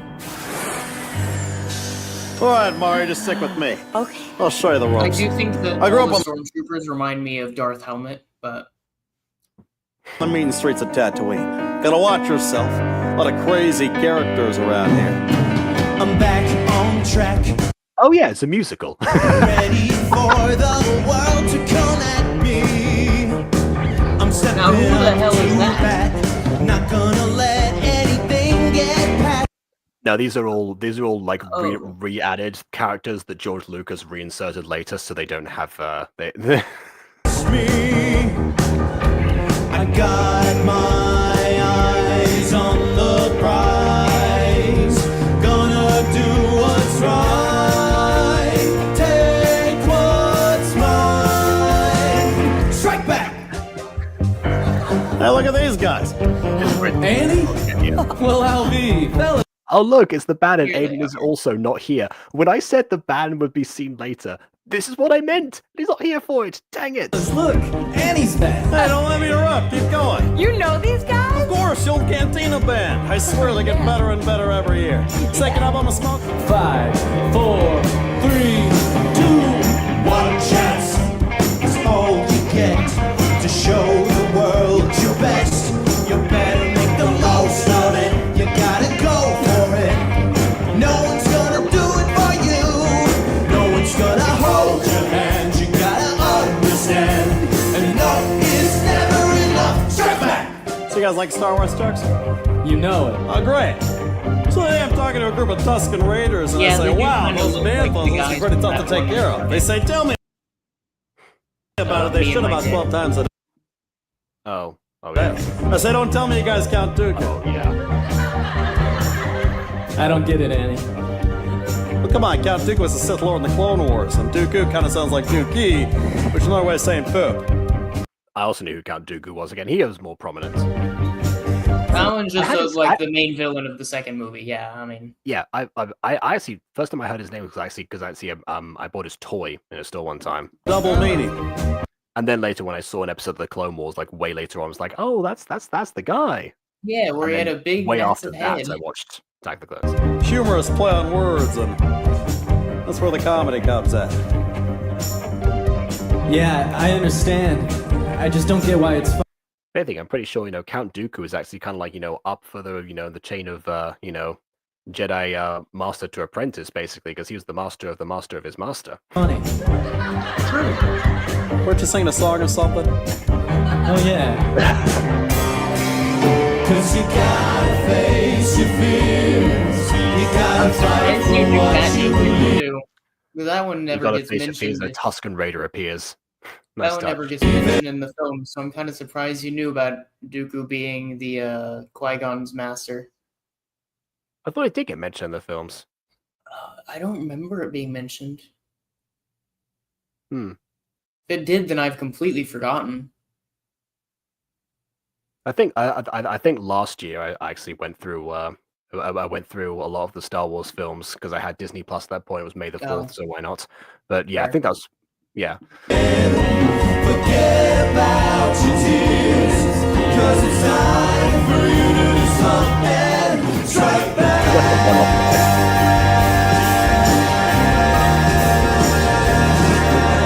Strike back. It's got a good mask. It's like this kind of his face. Hey, how's it going, guys? Hey, wait a minute. Who's touching my butt?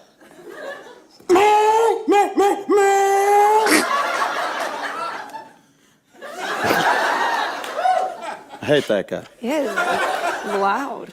Annie? Oh my god, Annie Skywalker? I recognize you from your trading card, and for no other reason. You fat bastard, come here! Oh, Bobby Fett! How in the heck are you? I haven't seen you since that day in the arena. Remember this? When Mace Windu... You know something? Actually, as far as like this goes, one thing they said in like Blackadder season 2 was that some people thought that was like their favorite one because of all of the E's. The reason they say that is because like a lot of the characters, they call themselves like something E. Melchett became Melchi, the Queen became Queenie, Nurse was Nursey, like that kind of thing. That they all seemed like much more endeared to each other. there was a character called Percy as well, but he was a separate case. You gave your pops the old shave and a haircut? Oh, yeah! Those were some good times. Hey, how is old Mace nowadays? Oh, Pappy and I threw him out of a window years ago, Bob. In this case, why I mentioned that is because it was brought up again. Bobby, Pappy, Annie, Talkie as well with a T. Should have been there as a hoot and a half. Annie, you are looking good, my friend. What brings you back to these parts, huh? Well, Bob, you're gonna think I'm crazy, but the Boone Thief's coming up. Oh, yeah, you need tickets, right? Listen, you call me. I'll get you the best deal on box seats. You and your lady. Oh, well, Bob, it's not like that. I mean, my wife's dead, but she's not gone, Oh, yeah? You sure about that? You've been feeding her the old lines? Hey, this guy call you an angel? No, we're just friends. Yeah, we're just friends. I'm old enough to be her father-in-law. Mara's... I said the joke earlier because I knew it was going to come up later. And again, Aiden's not here. Actually, instead of being a slave girl at Jabba's palace, Bob works for Jabba. Really? Could you get me an audition? I'm just kidding, but could you? Maybe? Yeah, I'll see what I can This is before unless kind of became part, the lexicon in that sense. do. Now, Annie, these tickets, man. Won't be needing them, Bob. I was actually thinking about entering. Racing again. Ghost.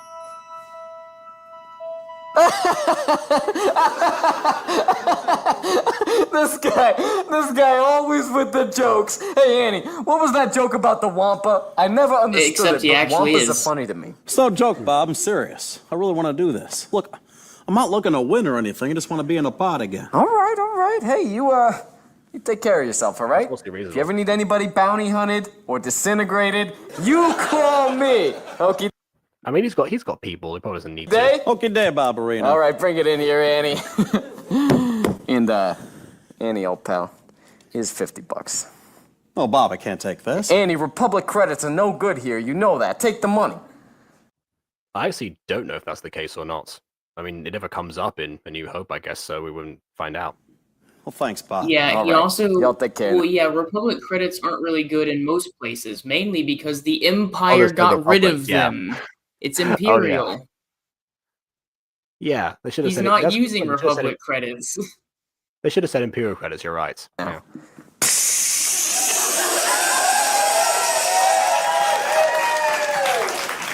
That's Bob. He's a little rough. Maybe it's kind of like how doing like the UK being the European Union but still keeping their same currency, which was the case when this video came out. Off around the edges, but he's Yeah, I was a about to softie.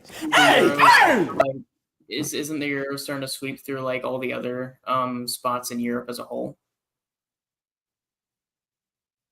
Not really. I mean, yeah, there's some. Isn't maybe that NATO like being an more isn't that positioned like an nowadays active than- transition that you guys are like deliberately attempting to do because it's easier to trade since you guys aren't having to go across large bodies of water? I had something about that as a proposal, but I'm not sure how far that got. You think you could bring your sorry butt back around here and the three of us wouldn't hear about it? I don't think so! Sorry, pal! I do love like cartoonish bullies. Hey guys, I don't know you, but I'm not looking for a fight or anything. This guy doesn't want to fight us. Now, Honestly, they are like a great level of secrecy than like Malfoy, Crabbe, and Goyle. To be honest, well, the Malfoy, Crabbe, and Goyle were great. Like they like in contrast to each other. They just like complement each other in a different way. make The way middle one was caveman coded. for the master. A disaster! Oh no, not him. Talking about the harbinger of boom! That's my greatest enemy. The pod racing champ of the galaxy! Sir Boba! Now he should be super dead if I recall. Yeah, so this is what I was going to mention before. You know how he said, "Oh, Pod Race is a young man's game," whatever. Sebulba Yeah. was older than him. Yeah, And so in the context of this show, because we bring it up now, context of this show, he is still racing. So that does not feel unless his species I think they're called Doug. I think that's the Doug aged like elves. I think this probably does not apply. Yeah, like any a lot of people in the pod racing scene. And this, by the way, is a question that I have, and I don't know because obviously, I didn't see this live. I wonder what they did for this in terms of the audience, because they do go fully for him speaking a different language, but the subtitles are for us here. I don't know. I did once go to an opera that was fully in Italian, but they had captions, and it was like a live performance, but there was it was like a small screen where they had captions on them. It wasn't a big theater, so they could get away with that. To be fair, I think doing that on a big theater would actually be a nice little thing to do. I think having captions is probably good for accessibility. Yes, that is true. The reason they probably don't do that is because with big theaters, you need a bigger screen, and that becomes more of an interference. No, Anakin. Anyway, my point was that I was wondering what they did for the audience. Okay, I get it. I put on a few pounds. So what? Annie, that's your greatest. Aside from he obviously references what he said here, and kind of implies that same way that talking to a pet was like, what's that? This thing happened. Someone fell in a well. We need to go get them, that kind of thing. Enemy? Oh yeah, without a doubt. He's just a weird little thing. He's not a thing. He's a Doug. A particularly dangerous Doug named Sebulba. Chubba tutu Anakin. Miso wabadi Popeye. A tubadi chubby Where did that word come from? He hasn't gotten the racer. Wait, I got a question though. What is the viewers actually seeing? People watching this play? I just asked this question right now. Actually, I don't know. Do they have any information, or they just hear gibberish and just can't infer what he's saying? Again, he seems to be doing the classic thing of what's that lassie is what I call it, but Tossin, Sebulba. What? Want to explain what just transpired between us? You see, I got it. Oh, you speak Doug? I speak Bocce. Well, there you go. It's very similar to Doug. Yeah. So we're cool just to talk, and I love that joke. Everybody will understand everything. Yeah, boy. Okay, great. Yeah. Chama mega chabuba. Utanga chabuba buna eve. Chop tatati. No si mitanga. I'm guessing chap tatati is 33 in Doug. El Luna, it's in me atin. El Luna. Luna being the Spanish word for moon. Interesting choice for the word sun there. Ain't no supper the tuba. Me the chumpy. Es tuba the chump. Oh yeah? Well, let's just see who wins the boon to Eve this year, buddy. Settle down. I'm not looking for a fight or anything. Also, I don't think he can understand you. Sebulba never talks to anyone, and there's not speaking Doug to I him. want to compete. Besides, you and I both know the chance of me winning this thing are one. Have the opportunity to because he crashed into a cliff and blew up. 1 in a million. Yeah. Cha woman. Well, I mean, Hey woman. Hey woman. Nasu. Walla real man. Yeah, so they're probably just having, they probably just have these random moments for the audience, and that's it. Drop the peep tati. As a me lunatassin is Simona. In your dreams, pal. Interesting. Lunatassin for a good time. I wonder if Lunatassin is because of the sun going down, and that's their, afternoon activities. I don't know. In your dreams. Yeah, don't talk to me like that. Hey, Ami Tambadu, Asambadu. We've gone from Tarkin to Tolkien. We will take you on right now, Sebulba. I'll take on you. Wait, you don't have a pod. You don't have a pod right now. Learn Elvish. Learn Elvish. Oh. Look at the frame. Look at the frame. Here.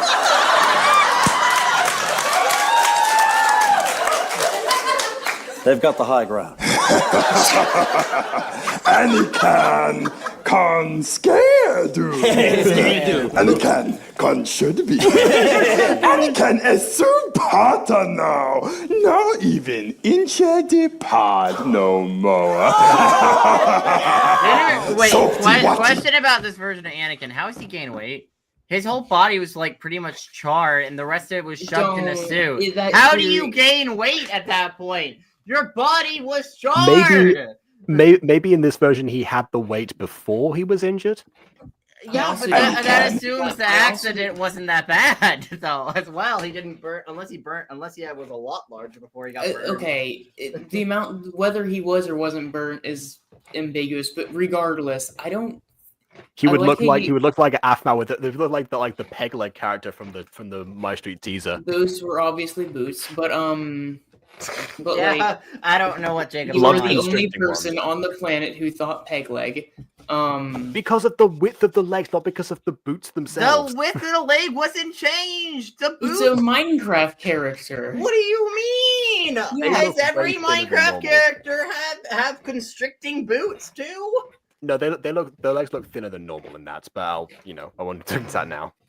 But no, I was gonna oh god damn it, what was I gonna say? Something we're talking about how I don't understand how he gains weight. Oh, that's right. Yeah, I don't know why you're suggesting that. Like, what do you mean he got charred? How does he gain weight? His immune system wasn't charred. Well, yeah, but his whole majority of his body was burned away. Not the inside. Okay, yeah, but how is he gaining weight? He's stuffed in a suit. Good... He's a FNAF character. He's stuffed in a suit.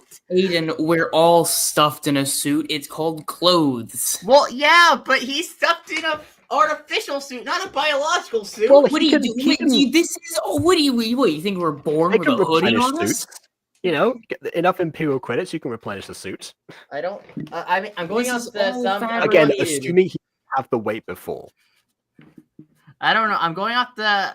I mean, I'm not saying it's a hoodie. I'm saying if this was actually in Star Wars. No, how right. would he... What I'm saying is, you said no, but that's a fabric. That's an artificial suit, not a biological suit. In response to me saying we're all wearing a suit, that's called clothes, buddy. All clothes are fabricated. Okay. They are fabric. Let me explain. He is in a metal bodysuit. I mean, and assuming he got charred enough to the point where a lot of his body mass was Some of that gone. metal was also clearly not all of it was metal, even in the movies. Also, he got charred 19 years ago. I don't know. I don't. Can he even gain weight? It's a. What do you? That's the question. He had to rebuild a whole suit. You have to rebuild the whole suit if he gained any. If he was actually gaining weight. That was just Yes. awful. He's also very much allowed to, by the way. That I feel like I'm in happens- drama club again. Yes. Yeah, he's also very much allowed to change his suit. That happens in one of his earliest moments chronologically in the current canon continuity, actually. Palpatine is like, hey, I know you like to build stuff, so I'm just gonna, you can use the Force and build yourself a new suit, make yourself any tweaks or whatever. And Anakin deliberately chose to make it more painful for himself. But he's more than allowed to tamper with the suit. I thought he wasn't able to because his suit also is his life support, and by tampering with his suit, he's not really that. You can't really if you're necessarily on life support and you need life support to survive. If he's in a back to tank, you then he can't can do really it. turn off the life support just to get into a new life support thing. A back to tank also operates as life support in this universe. Yeah, people on life support in real life sometimes go through that. Because you can't be off life support for very long, depending on how bad your condition So they would is. have to plan in advance in order to account for that. But as long as Yeah. they hook him up to the new thing in a timely fashion, it should be fine. Yeah. Also, they he's just- midi-chlorians. They can sustain him for a while. The metachlor. Yeah, no, they just do threw him inside. metachlorians keep you alive? Is that a thing? I don't think that's a thing. I mean, I there's force healing, I guess, and whatever, but that's besides the point. But no, they just put him inside of a back to tank. Yep. Yeah, they make him like Vilgax.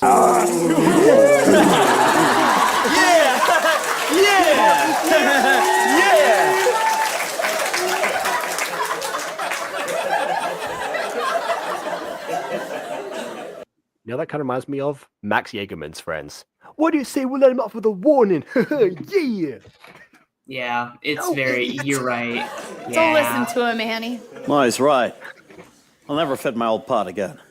But it's not because I got fat. It's because I was 8 the last time I raced. Yeah. And also because it's not here. It's probably in a museum or something. Of course I'm not going to fit. I knew that going in. I'm going to have to make it bigger. Well, I could help Or you with just that, leave and I can stay and help you train. No, Mara, you go to Jabba's palace. You do what we came here to do. You gotta go You become. got You gotta enough go become a skills. You gotta get slave. out of here. You I gotta wish you luck, but Why would you want to become a slave, though? I don't understand. Why is that like a? I mean, it's an allegory for like for getting into like dancing or theater. Sort of like it reminds me a little bit of Blousy Brown from Bugsy Malone actually, about how she wanted to enter Fat Sam's Grand Slam, become a performer there. Basically, it's basically a performance. You gig. know what? You know what? I could offer Mara Jade a position in the Kitty Go Mal brothel though. That's a different type of performance, not the one she's interested in. Listen, okay, it's probably that brothel's. Depending on what Jabba wants in his slave, it might be the one she's stuck with. That brothel's hiring. Well, it's hiring depending on where we're on the timeline. Most of our Starkid fanbase don't watch our D&D stuff, and they have no context for what On we said. this channel, That's a shame for them. You know what? And we don't need to explain a goddamn thing. If you guys want to know more, go watch it. Yeah, go watch Mysteries of Occulta. It's great, awesome. I DM it. BB plays Scooby-Doo, who has Satan inside him. I play characters now. Everyone forgets her name. Jacob plays No a one knows my druid. name. That needs all the luck. Thanks, Annie. Hey, Annie. I'm gonna go Are you date sure your you're son gonna in the future. You okay? Absolutely. And I went to an old marry friend him of mine. and have multiple children with him. And he's living on Tatooine now. He'll be all the help I need. Wow, so Luke, we got the Spider-Man treatment there, didn't he? He's the best friend I ever had.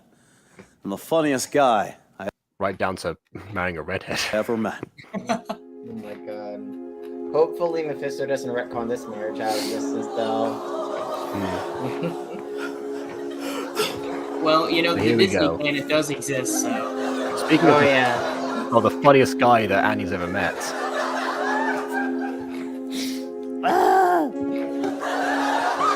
Love the impossible of this role. Absolutely, I agree, but I won't elaborate.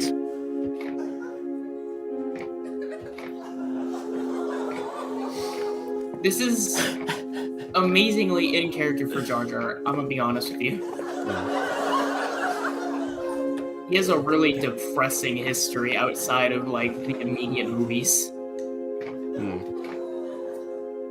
The first time I saw Jar Jar was again in an episode of the Clone Wars, where he was actually somewhat decent in that episode. Yeah, he had a really rough childhood, and then he kind of ended up left in the dust after Order 6. Excuse? Happened, and it was, yeah.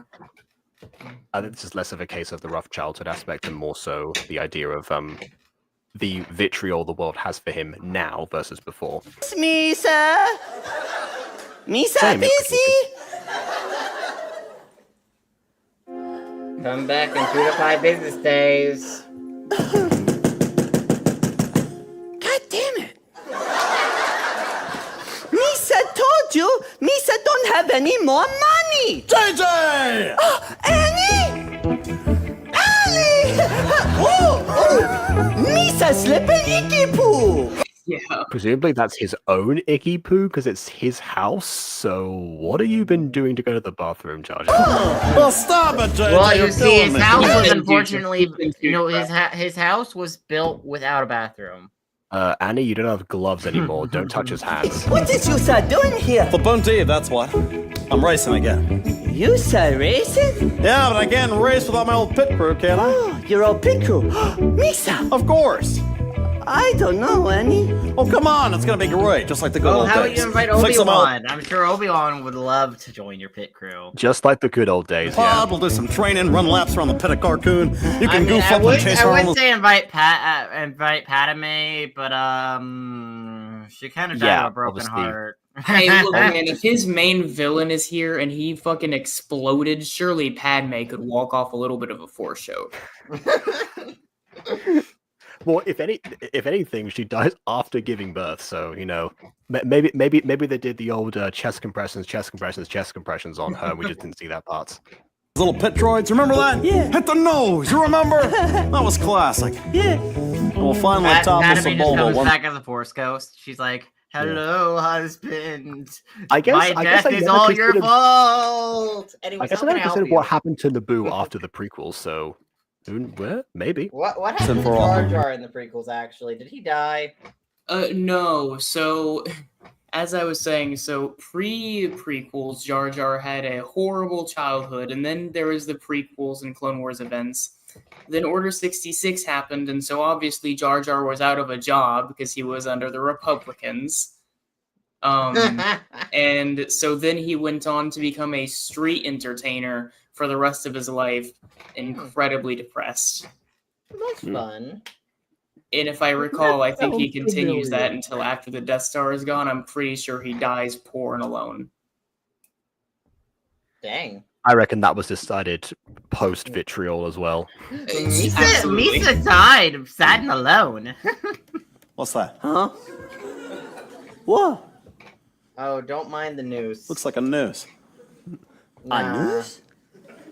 No. Misa hanging a piñata. Is the A pinata pinata, huh? Is the pinata From a you, noose? though? Yeah. What's this? Oh no, and you should not be reading that. Goodbye, so cruel world. What?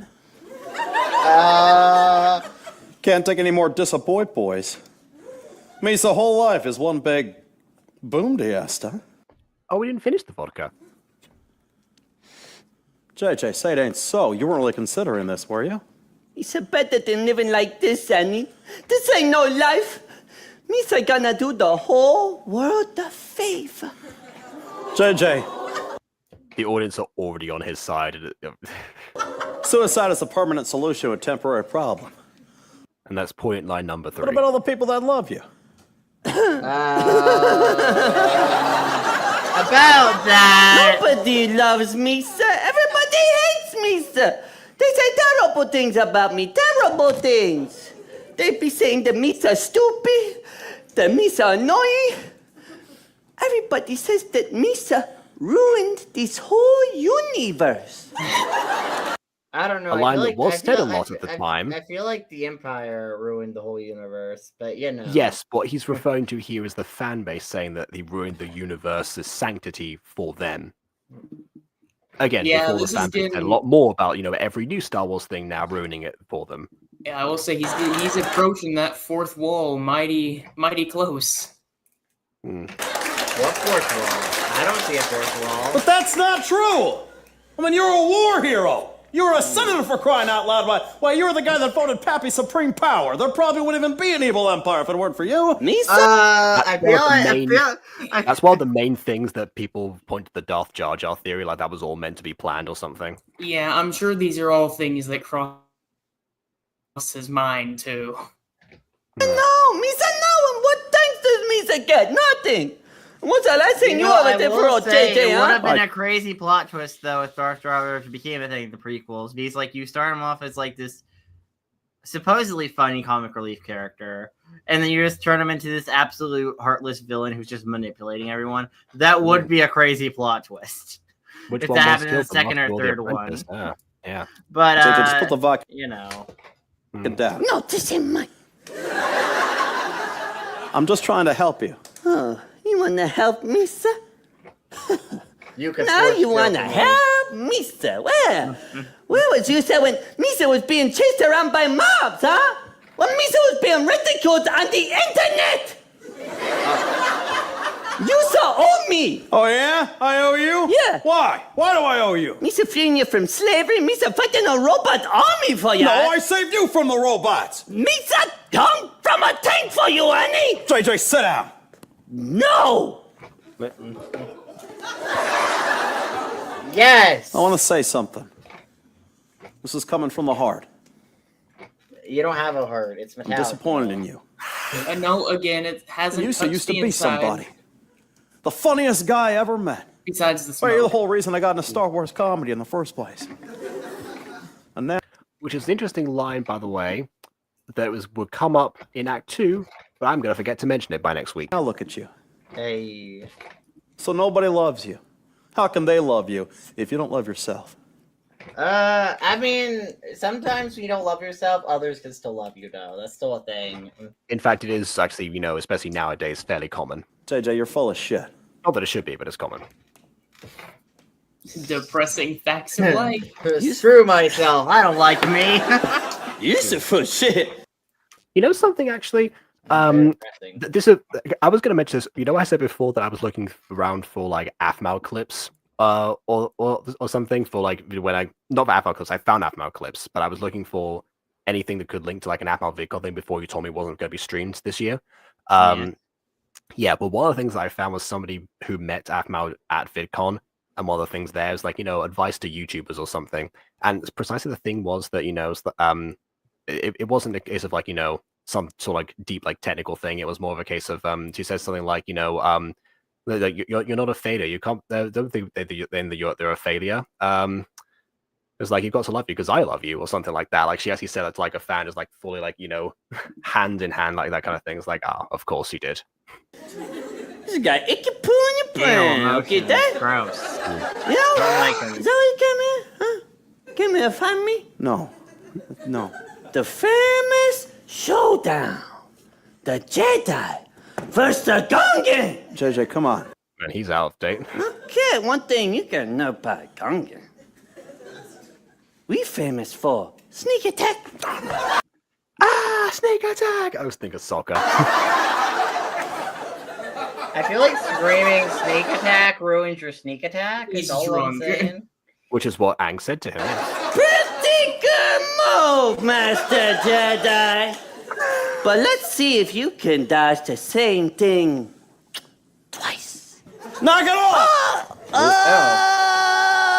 What you making me do? I love how his side. Look what you just made me do. Look what you made me do. Jar Jar just forced Annie to invent the Force Love Tap. Annie, can Misa have some money? Hey, look, I guess he's not trying to kill himself anymore, so, he might need it. All you had to do was ask, JJ. Here. It's $50. Sneak attack! Is it sure? I'm sure. You should check your pockets. Wait, Annie, because there could be money in there, you see? Oh, God. Listen, JJ. It's like that child in a laser episode of Mysteries of Cult, so it's trying to pickpocket Orchid. Yeah. The child just went up and hugged Orchid. Just like, does Orchid notice the money China's attempting stealing? And people say I derailed that in that town. Beggar's Canyon. If you'd stop by, it'd mean a lot. Yeah, okay, Annie, maybe. I'll say. And that right there is once again, long ago and far away. We heard that before, so I guess not so much isolation anymore, but it applies to Jar Jar now. Although Jar Jar going to Beggar's Canyon in particular is another layer of depressing. Which, by the way, everyone watching Steve, remember, you guys should check out Mysteries of Occulta. Well, I already did the plug. Yeah, I know. Yeah. I have to plug it again, just in case for all the viewers.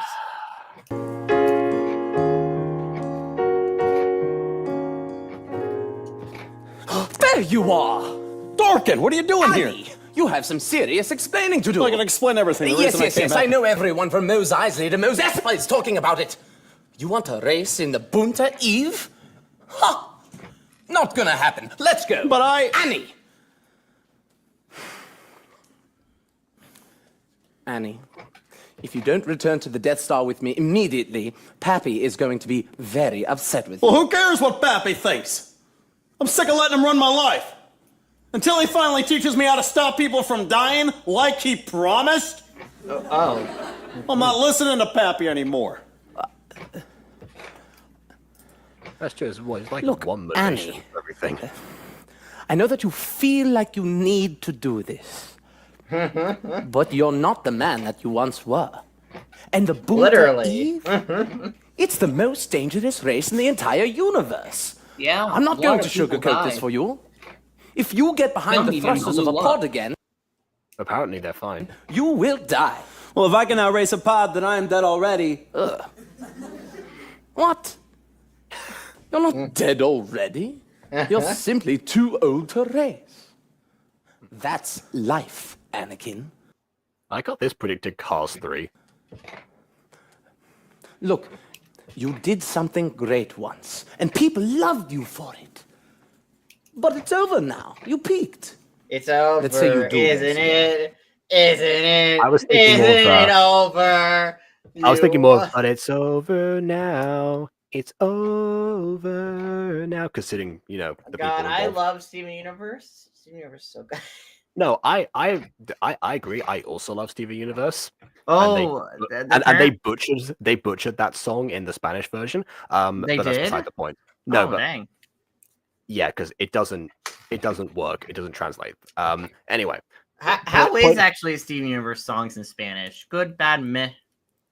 Well, that mostly one good. bad. It's that one. That one's an outlier for me, at least. Okay. And bear in mind, I haven't heard most of them in English. It's just that one was, you know, trending a while ago, so Yeah. I've heard that one. Anyway, so yeah, but I mentioned Little White Lie because again, there's Little White Lie, of course. If anything, Little White Lie. for crying out loud, we're looking at Duda right now, of course, with like a Little White Lie. But you do a bad job. Dang. Lose. Well, then all of those fans who loved you, you'll become a joke to them. This feels like it was aimed at George Lucas. You did something great once, people loved you for it, but you continued doing it, and you didn't do a good job, so now you're a joke to people. There you go. Honestly, prove I that can't you make weren't. heads or tails about who this one is for. This feels relevant to most people, I feel like. Well, we're talking about a Star Wars parody specifically, and one that very heavily alludes to the sentiments of the fans around when the time this was made. This feels aimed at George Lucas specifically. It could apply to others, but it feels like that was the intention. Talented, you'll prove that you were lucky. And that's how you'd end things. Not as a winner, as a loser.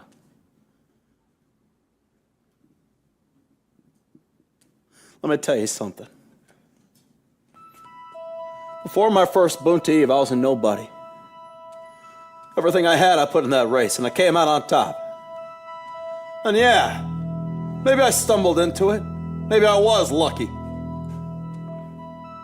But ain't I got a right to find that out for myself?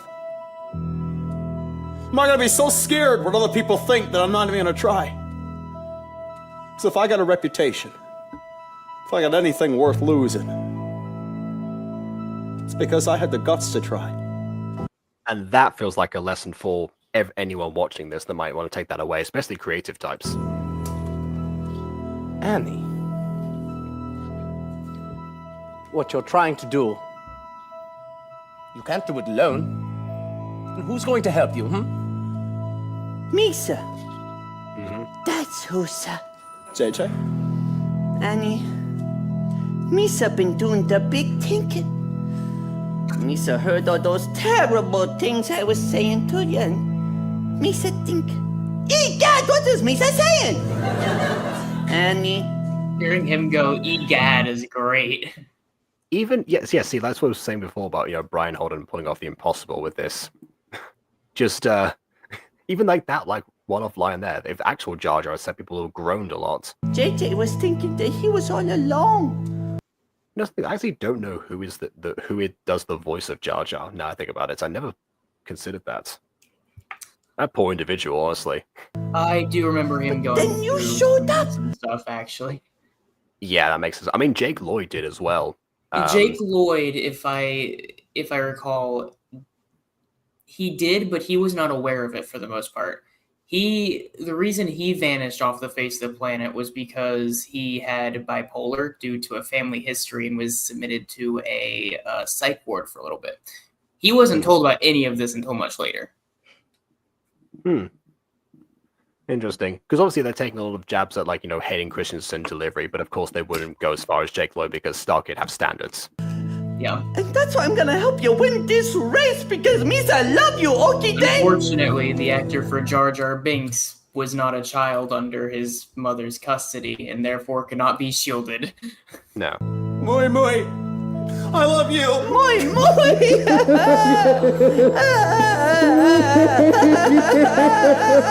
Stop it! Stop it! Stop it! Stop it! See, the band have presence. You weren't here before, but we did see the band fully at one point. I like that. Have you both gone mad? You big I jammies. tried being reasonable with you. I really did. But you have left me with no choice. Lord Vader, I order you to come back to the Death Star with me and just be... Well, just be... Fine. Stay. Miserable. This is why I gotta see his face. Yeah, but he shouldn't be showing his face because his face is also charged. Fine. Face got If raw anything, charcoal. If anything, makes me feel more sorry for him. Fine.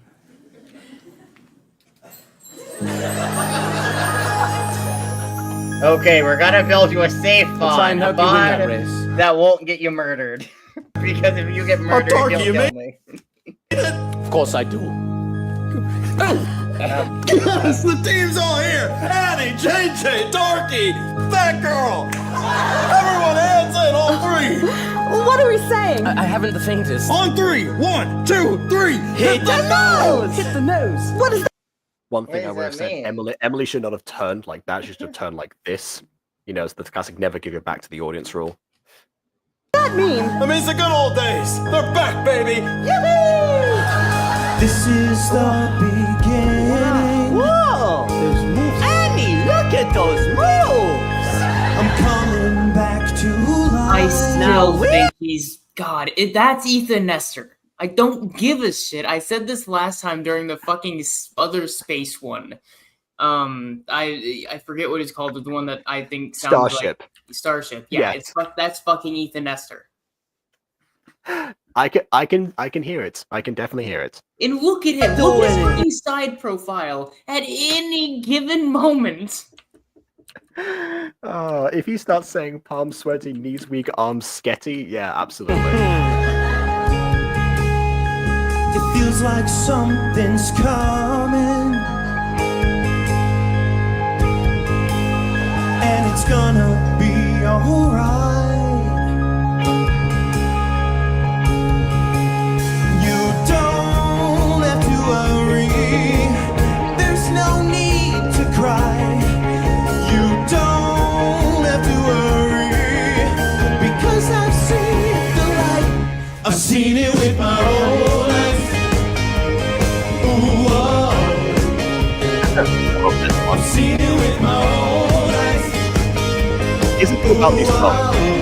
Just some three are all Something deep. not all of them. Not all of them are similar, but a lot of them are. Tempo-wise, I mean. But even then, as soon as one of them gets going specifically, there's something about them that does click, and you still know which one it is. You could make a medley with them very easily if that were the case. And if they were still relying on album sales at the time, maybe they would have done so. Inside of me. You know, I'm still really not a fan of this kind of style of musical, though. Because, like, I don't like the characters start singing it. I don't like Well, it. I mean, again, it's the difference between a Disney musical and a DreamWorks one. Essentially, they're going with more DreamWorks here. Ironic, because this is a Disney property. I don't know, but I can't.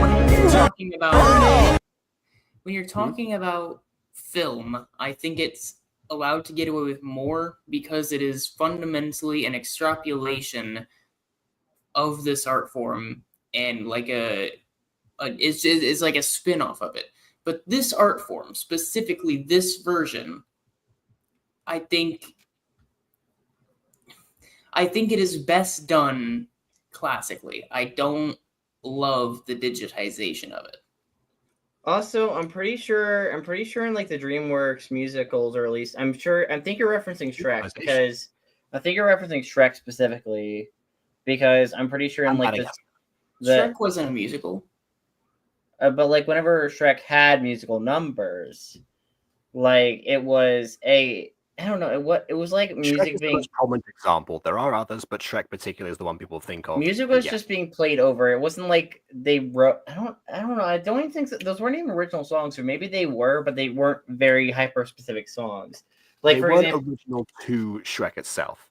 unlike here, actually, which is one thing I appreciate about Annie, is that they went that step rather than, well, I mean, obviously it did because it's Starkid, but that, that was it doesn't work as well. Especially maybe it would work slightly better if it wasn't like a character is directly singing it, like you had the actor playing Anakin, for example, singing the "I Want" song, but in a recording form, played over the actor miming. At that point, I would just question why not go if the characters why not just have the characters sing at that stage? Yeah, I don't understand. Because then you kind of like get rid of the stylistic choice entirely. Because it's like, well, why would you bother at that point if you're going to have them? But Jacob, you don't like stylistic choices. I thought we've been over this. I like this stylistic choice. Oh yeah, the eyeless freaks though are different though. The eyeless freaks are different. They are a completely different stylistic choice. Don't like this one. I don't like that stylistic choice, but do like this one. You see how that's not hypocrisy? But like again, I just think from a musical standpoint, it makes it less powerful because it just feels less powerful.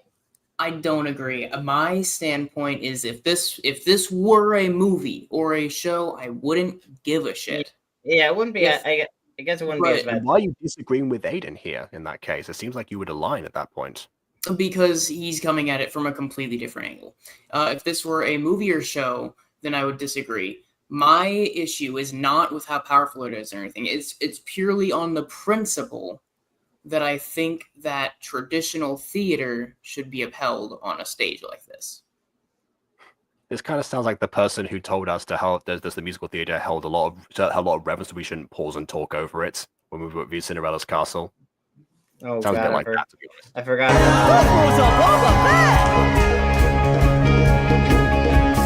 Am I going crazy? I don't know, but I've been turned around. I still think about this song particularly, or at least like, a lot of them, is that they made them a bit more vague. Again, I guess because I would have thought, again, album releases, you would have thought that, but no, this was around the time of running away from that. But yeah, this kind of feels like, this could be, this is like masquerading as a pop song that would go with this, even though it is an original one, but it's made to sound like it. So, I don't know. Anyway. Yeah! Oh, it's called a dance play. It's been done many times before. Oh, well, I need to look up some more examples then, because I enjoy what they did here. I might look into I never it as heard well. that term, but I'm intrigued immediately. There's no need to cry. You don't have to worry. Because I've seen the light. I've seen it with my own eyes. Oh, I've seen it with my own eyes. Oh,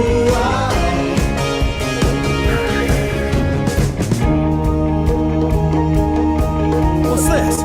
You're in a circle, Annie! Get ready for You're in a circle!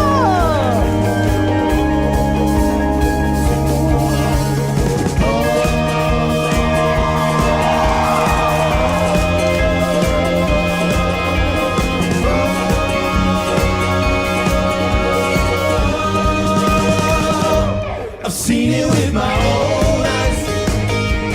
Oh, I've seen it with my own eyes. I'm guessing you're saying okay to this. Okay. I thought Swan Lake was a I was ballet. about to pull that up.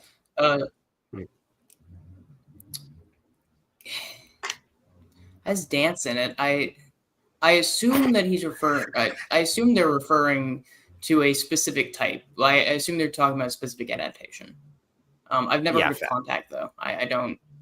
I know what Swan Lake is. I don't know what Contact. It sounds familiar. Oh wait, no, that's because there was a song called Contact in a musical that I was in. Forget that. Yeah, I'll look it up later. That's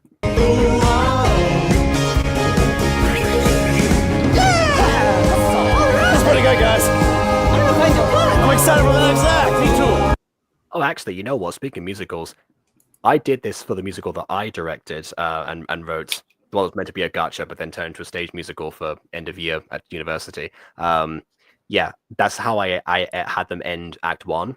They did it. It wasn't a dance play. They did actually do like the singing themselves as characters. But yeah, that was like a thing I like at the end because there was like a bit of like an instrumental at the end, and then they had to slowly like fade down. So I was like, it's had to do something. Why not? Why not this? Hey guys, we're gonna take 10, okay? Keep it up! Doing a great job, helping me out a lot!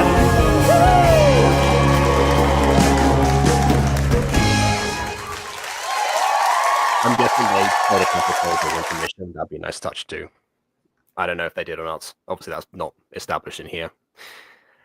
So yeah, that was the dance play experience of Annie. Well, not all of it, obviously. It's Act 1. We're gonna stop here, obviously. They're gonna take 10. Then we're gonna take a week. I'll be in a different country by then. Again. Hey, this classic better much pacing. Yeah, I suppose that's true. I thought we were gonna end up, cutting this in half. Actually, I guess I overestimated the pauses, and also how much overlap there'd be between the two of you, and how much discourse there were capable on the subject of Star Wars, particularly. I didn't have a lot to say because about like the halfway point of this musical, or we'll say dance play. I don't know what the fuck that is, but we'll look into it later. Yeah, we'll go for it now. I'm gonna trust the audience in that one. About halfway through this dance play, it started getting really depressing because it started hitting home a little bit too much, and I'm like, I wasn't expecting so much talk about depression in this one. From Jar Jar, yeah. Yeah, well, it's not even just Jar Jar. Like, even like earlier bits kind of like tapped on that area a little bit. This is why this is my favorite era of Starkid. Because they still have the silliness that they had from the college days and and slightly beyond, but they are a little bit more polished. They've got the chance to compile everything together, and they do have those moments in between. I like silliness going dark rather than dark becoming silly. Yeah, More a lot of the more serious moments in the other musicals, or in the other works that they've done. Now that I have this new term, I have no idea how to refer to it on a wider basis. In other productions, yeah. And the other shows. Yeah. Shows is a wide enough term. That's fair, yeah. On the other shows that they've done, a lot of the serious moments I recognize are serious, and I can kind of like, I can recognize the characters and how they feel, but it's not usually so hyper specific and related to me individually that I feel anywhere near the way they do. I just recognize rationally that they feel. So I feel bad for the character. That doesn't mean I think the world is ending. Whereas this play I get that. is deeply depressing. Yeah, it's different between relatability versus identifying with someone. I feel like that's been a lot of cases in terms of a lot of the shows. Like, I don't necessarily relate directly to characters, but I can identify like aspects from a lot of them and like amalgam them. That's usually why I'm not so bothered in like characters, but like looking or sounding like me in media, because I always find something of myself in them in general. A few exceptions, of course, apply. Like I mentioned, Jake from the Music Freaks, for me, is a very relatable character because I've been in a lot of those situations that he has. Not the jerk parts, to clarify. But well, you weren't ever an awful jerk to people? What? No. But like, I don't know. I mean, it's fine. I don't know. Maybe it's just. I guess for me, I'm just not vibing with this as much on the basis of, I don't know. I don't really like too many derivative work stuff, I guess. Have you seen Spaceballs? No. I don't think. I highly recommend Spaceballs. You'll like that derivative work. It's fantastic. I'm just really not too big of a fan of derivative works. You'll be a fan of that one. Of a parody nature, especially derivative works of a parody nature. I'm generally not too big of a fan of. You'll like that derivative work of a parody nature. Go watch Spaceballs. I don't care. If anyone in chat hasn't watched Spaceballs either, do yourself a favor. I have no guarantee that the second one they've recently announced to be good, by the way. I don't have much faith in that. But the first one, phenomenal. Mm-hmm. But the problem is that it's so phenomenal. I don't know that they can hit that peak. And I feel like this era of Starkid especially, I don't really like too many songs. So far, at least the songs, do I like how they're implemented and the format they're choosing to show off these songs? No. Do I think the songs are decent? Yeah. But I still feel like generally this era of Starkid has pretty weak songs. And like there are very few songs in this era of Starkid as a whole that I'm like, wow, I'm just casually bopping to this song, you know. If that makes any sense. Where it's like I'm not enjoying. I twisted again, but fair. Like, you know, I guess, you know, I think that's fair. Give it one more musical chat. You know, I've got plans. Well, I think you and I have kind of been on agreement with that. Not necessarily on every musical or every song, but I think we've hopped around like with the same sentiment with a few songs from this era. But I've never been able to really pinpoint why in any way that I found satisfying. I think now that I'm thinking on it, I guess, because the problem is, right, I never hate them. Like, I never dislike them. There's never anything specific, but it's also not hitting in the way that a lot of later ones did. And for a while, I was thinking, well, is this maybe some, like, preconceived bias, right? Because it feels old or whatever. You know, is it something like that? And I think what it is that it feels similar to, like, something you'd hear on the radio, where you're not actively listening to it, but it is noise and you're recognizing that it's music, but the actual point to all of it is not reaching. I mean, possibly. I don't know. I find it just really hard to describe. It's just yeah, that's why it's a possibility there, I suppose. It's a very hard thing to describe. I don't have this issue because, you know, for me, you know, that's the kind of thing that I as you mentioned before, so the radio thing you would listen to a bunch of times. That's why, you know, I do in fact listen to them a lot. And especially I've popped in, you know, obviously this is a more recent thing, but VJ's Christmas Carol Live, particularly those ones, or those ones like those are ones that I'll pop in, like as if they are. I have that play and I listen to it as background audio quite frequently.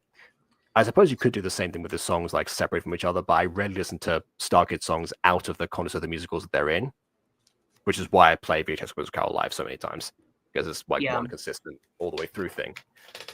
Yeah. So I guess in that sense, okay. I mean, if you're not so much of a radio person, that tracks.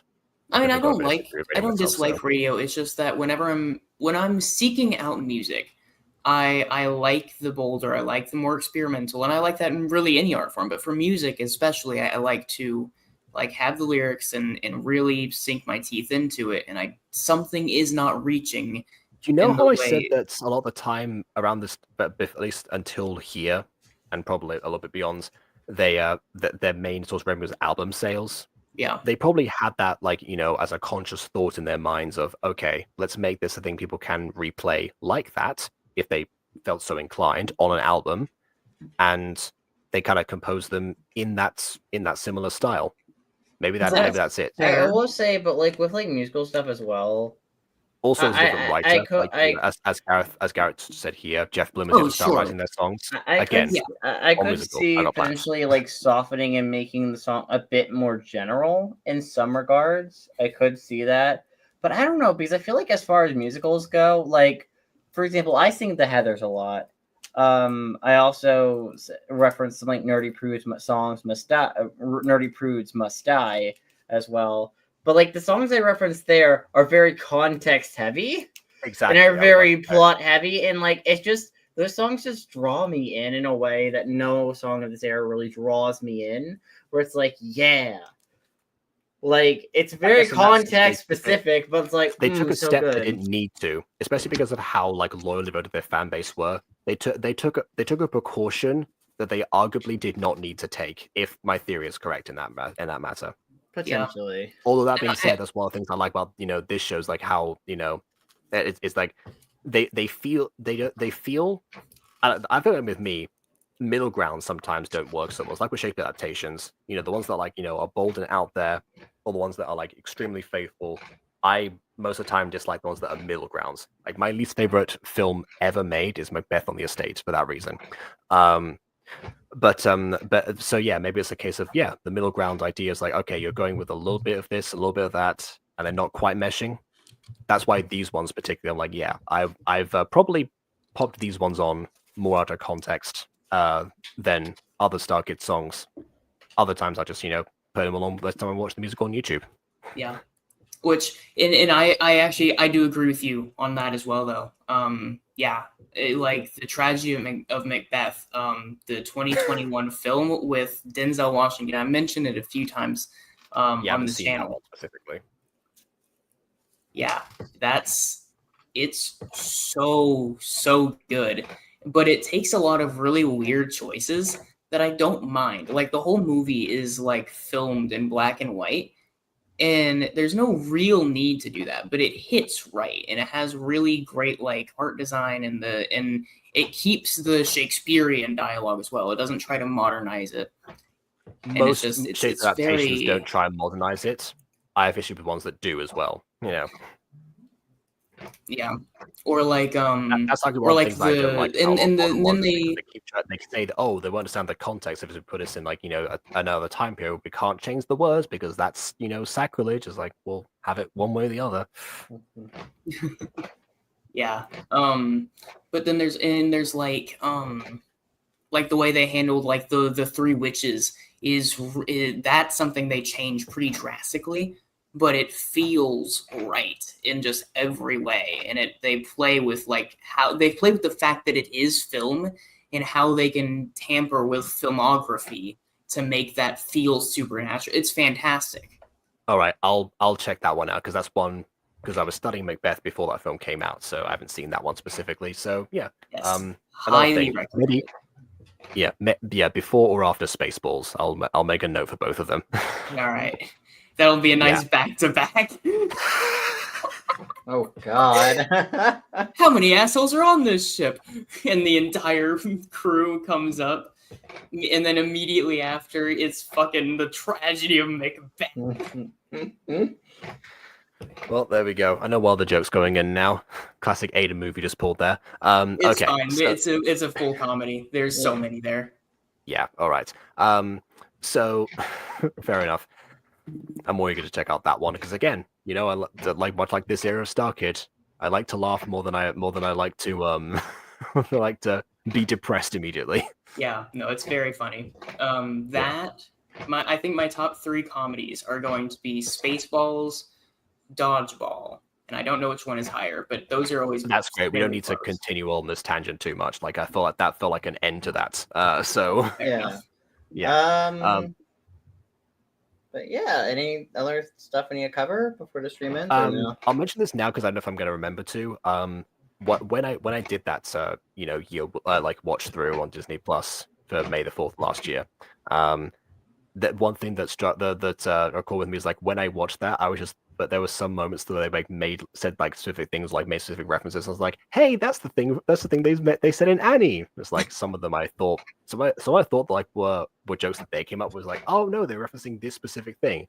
So now watching it through again, or watching either of them through again, I have like more respect for like each of them.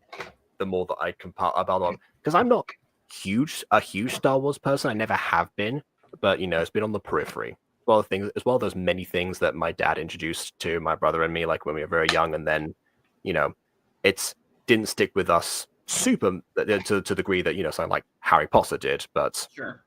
It's there. Yeah. Wait, your dad introduced you to Harry Potter? I think he did. Yes. Really? Yes. Ah. Yeah. Jacob lore. Yeah. I forget when I love the rings. Yeah, I forget when I was introduced to Star Wars. It might have been my biological dad. But yeah, that was something that I was a super fan for many years. It wasn't until The Rise of Skywalker that I really fell off. But I am looking forward to Dawn of the Jedi film. You lasted longer than some people did. Yeah, Some people right after after this actually. As soon as it came back in the cultural zeitgeist again. Well, that's when they fell off. Yeah, I never even really disliked The Last Jedi as much as others did, but I did draw a line at Rise of Skywalker. I was talking about Force Awakens. I know, like that one got like probably like the most like unfounded hatred relating to them, but you know, that's why I like looking back at this because this feels like, again, I'll mention this now because I don't know if I'm going to remember to mention this or not. Starkid, when they strike, when you know something's you know, it's either about to end or about to come back, it always feels very interesting because you know, with the Harry Potter senior year, they wrap things up around the same time the films were ending. Like that was like the golden age of Harry Potter. It seemed to be like, you know, everyone felt like it was over at that point. You know, what was going to happen later, and they reflected that in the play. In this one, they reflected the general like universal sentiments and complaints of basically everyone on the planet that was, you know, familiar with Star Wars at the time before it became as divisive as, you know, as it will later be. Because if they made a Star Wars parody today, hypothetically speaking, they're not going to, but if they hypothetically did, whichever angle they came at it, someone would complain. And that's the difference. They did this at exactly the right time. Even to them, it doesn't feel like it, and they paired it up with another musical. But we'll get to that other musical and to the Act 1 of this in due time. Again, I have plans, much like Pappy. So, with that, let us know your thoughts of liking or disliking. And before what you think of this in general, we end Dance Place. What are your opinions on Dance Place? Before we end this, I'm going to say real quick. Mysteries of Occulta D&D series. We've been trying to do this week. All right, and that's enough of you. Goodbye, everybody. Woo! Toodle pip.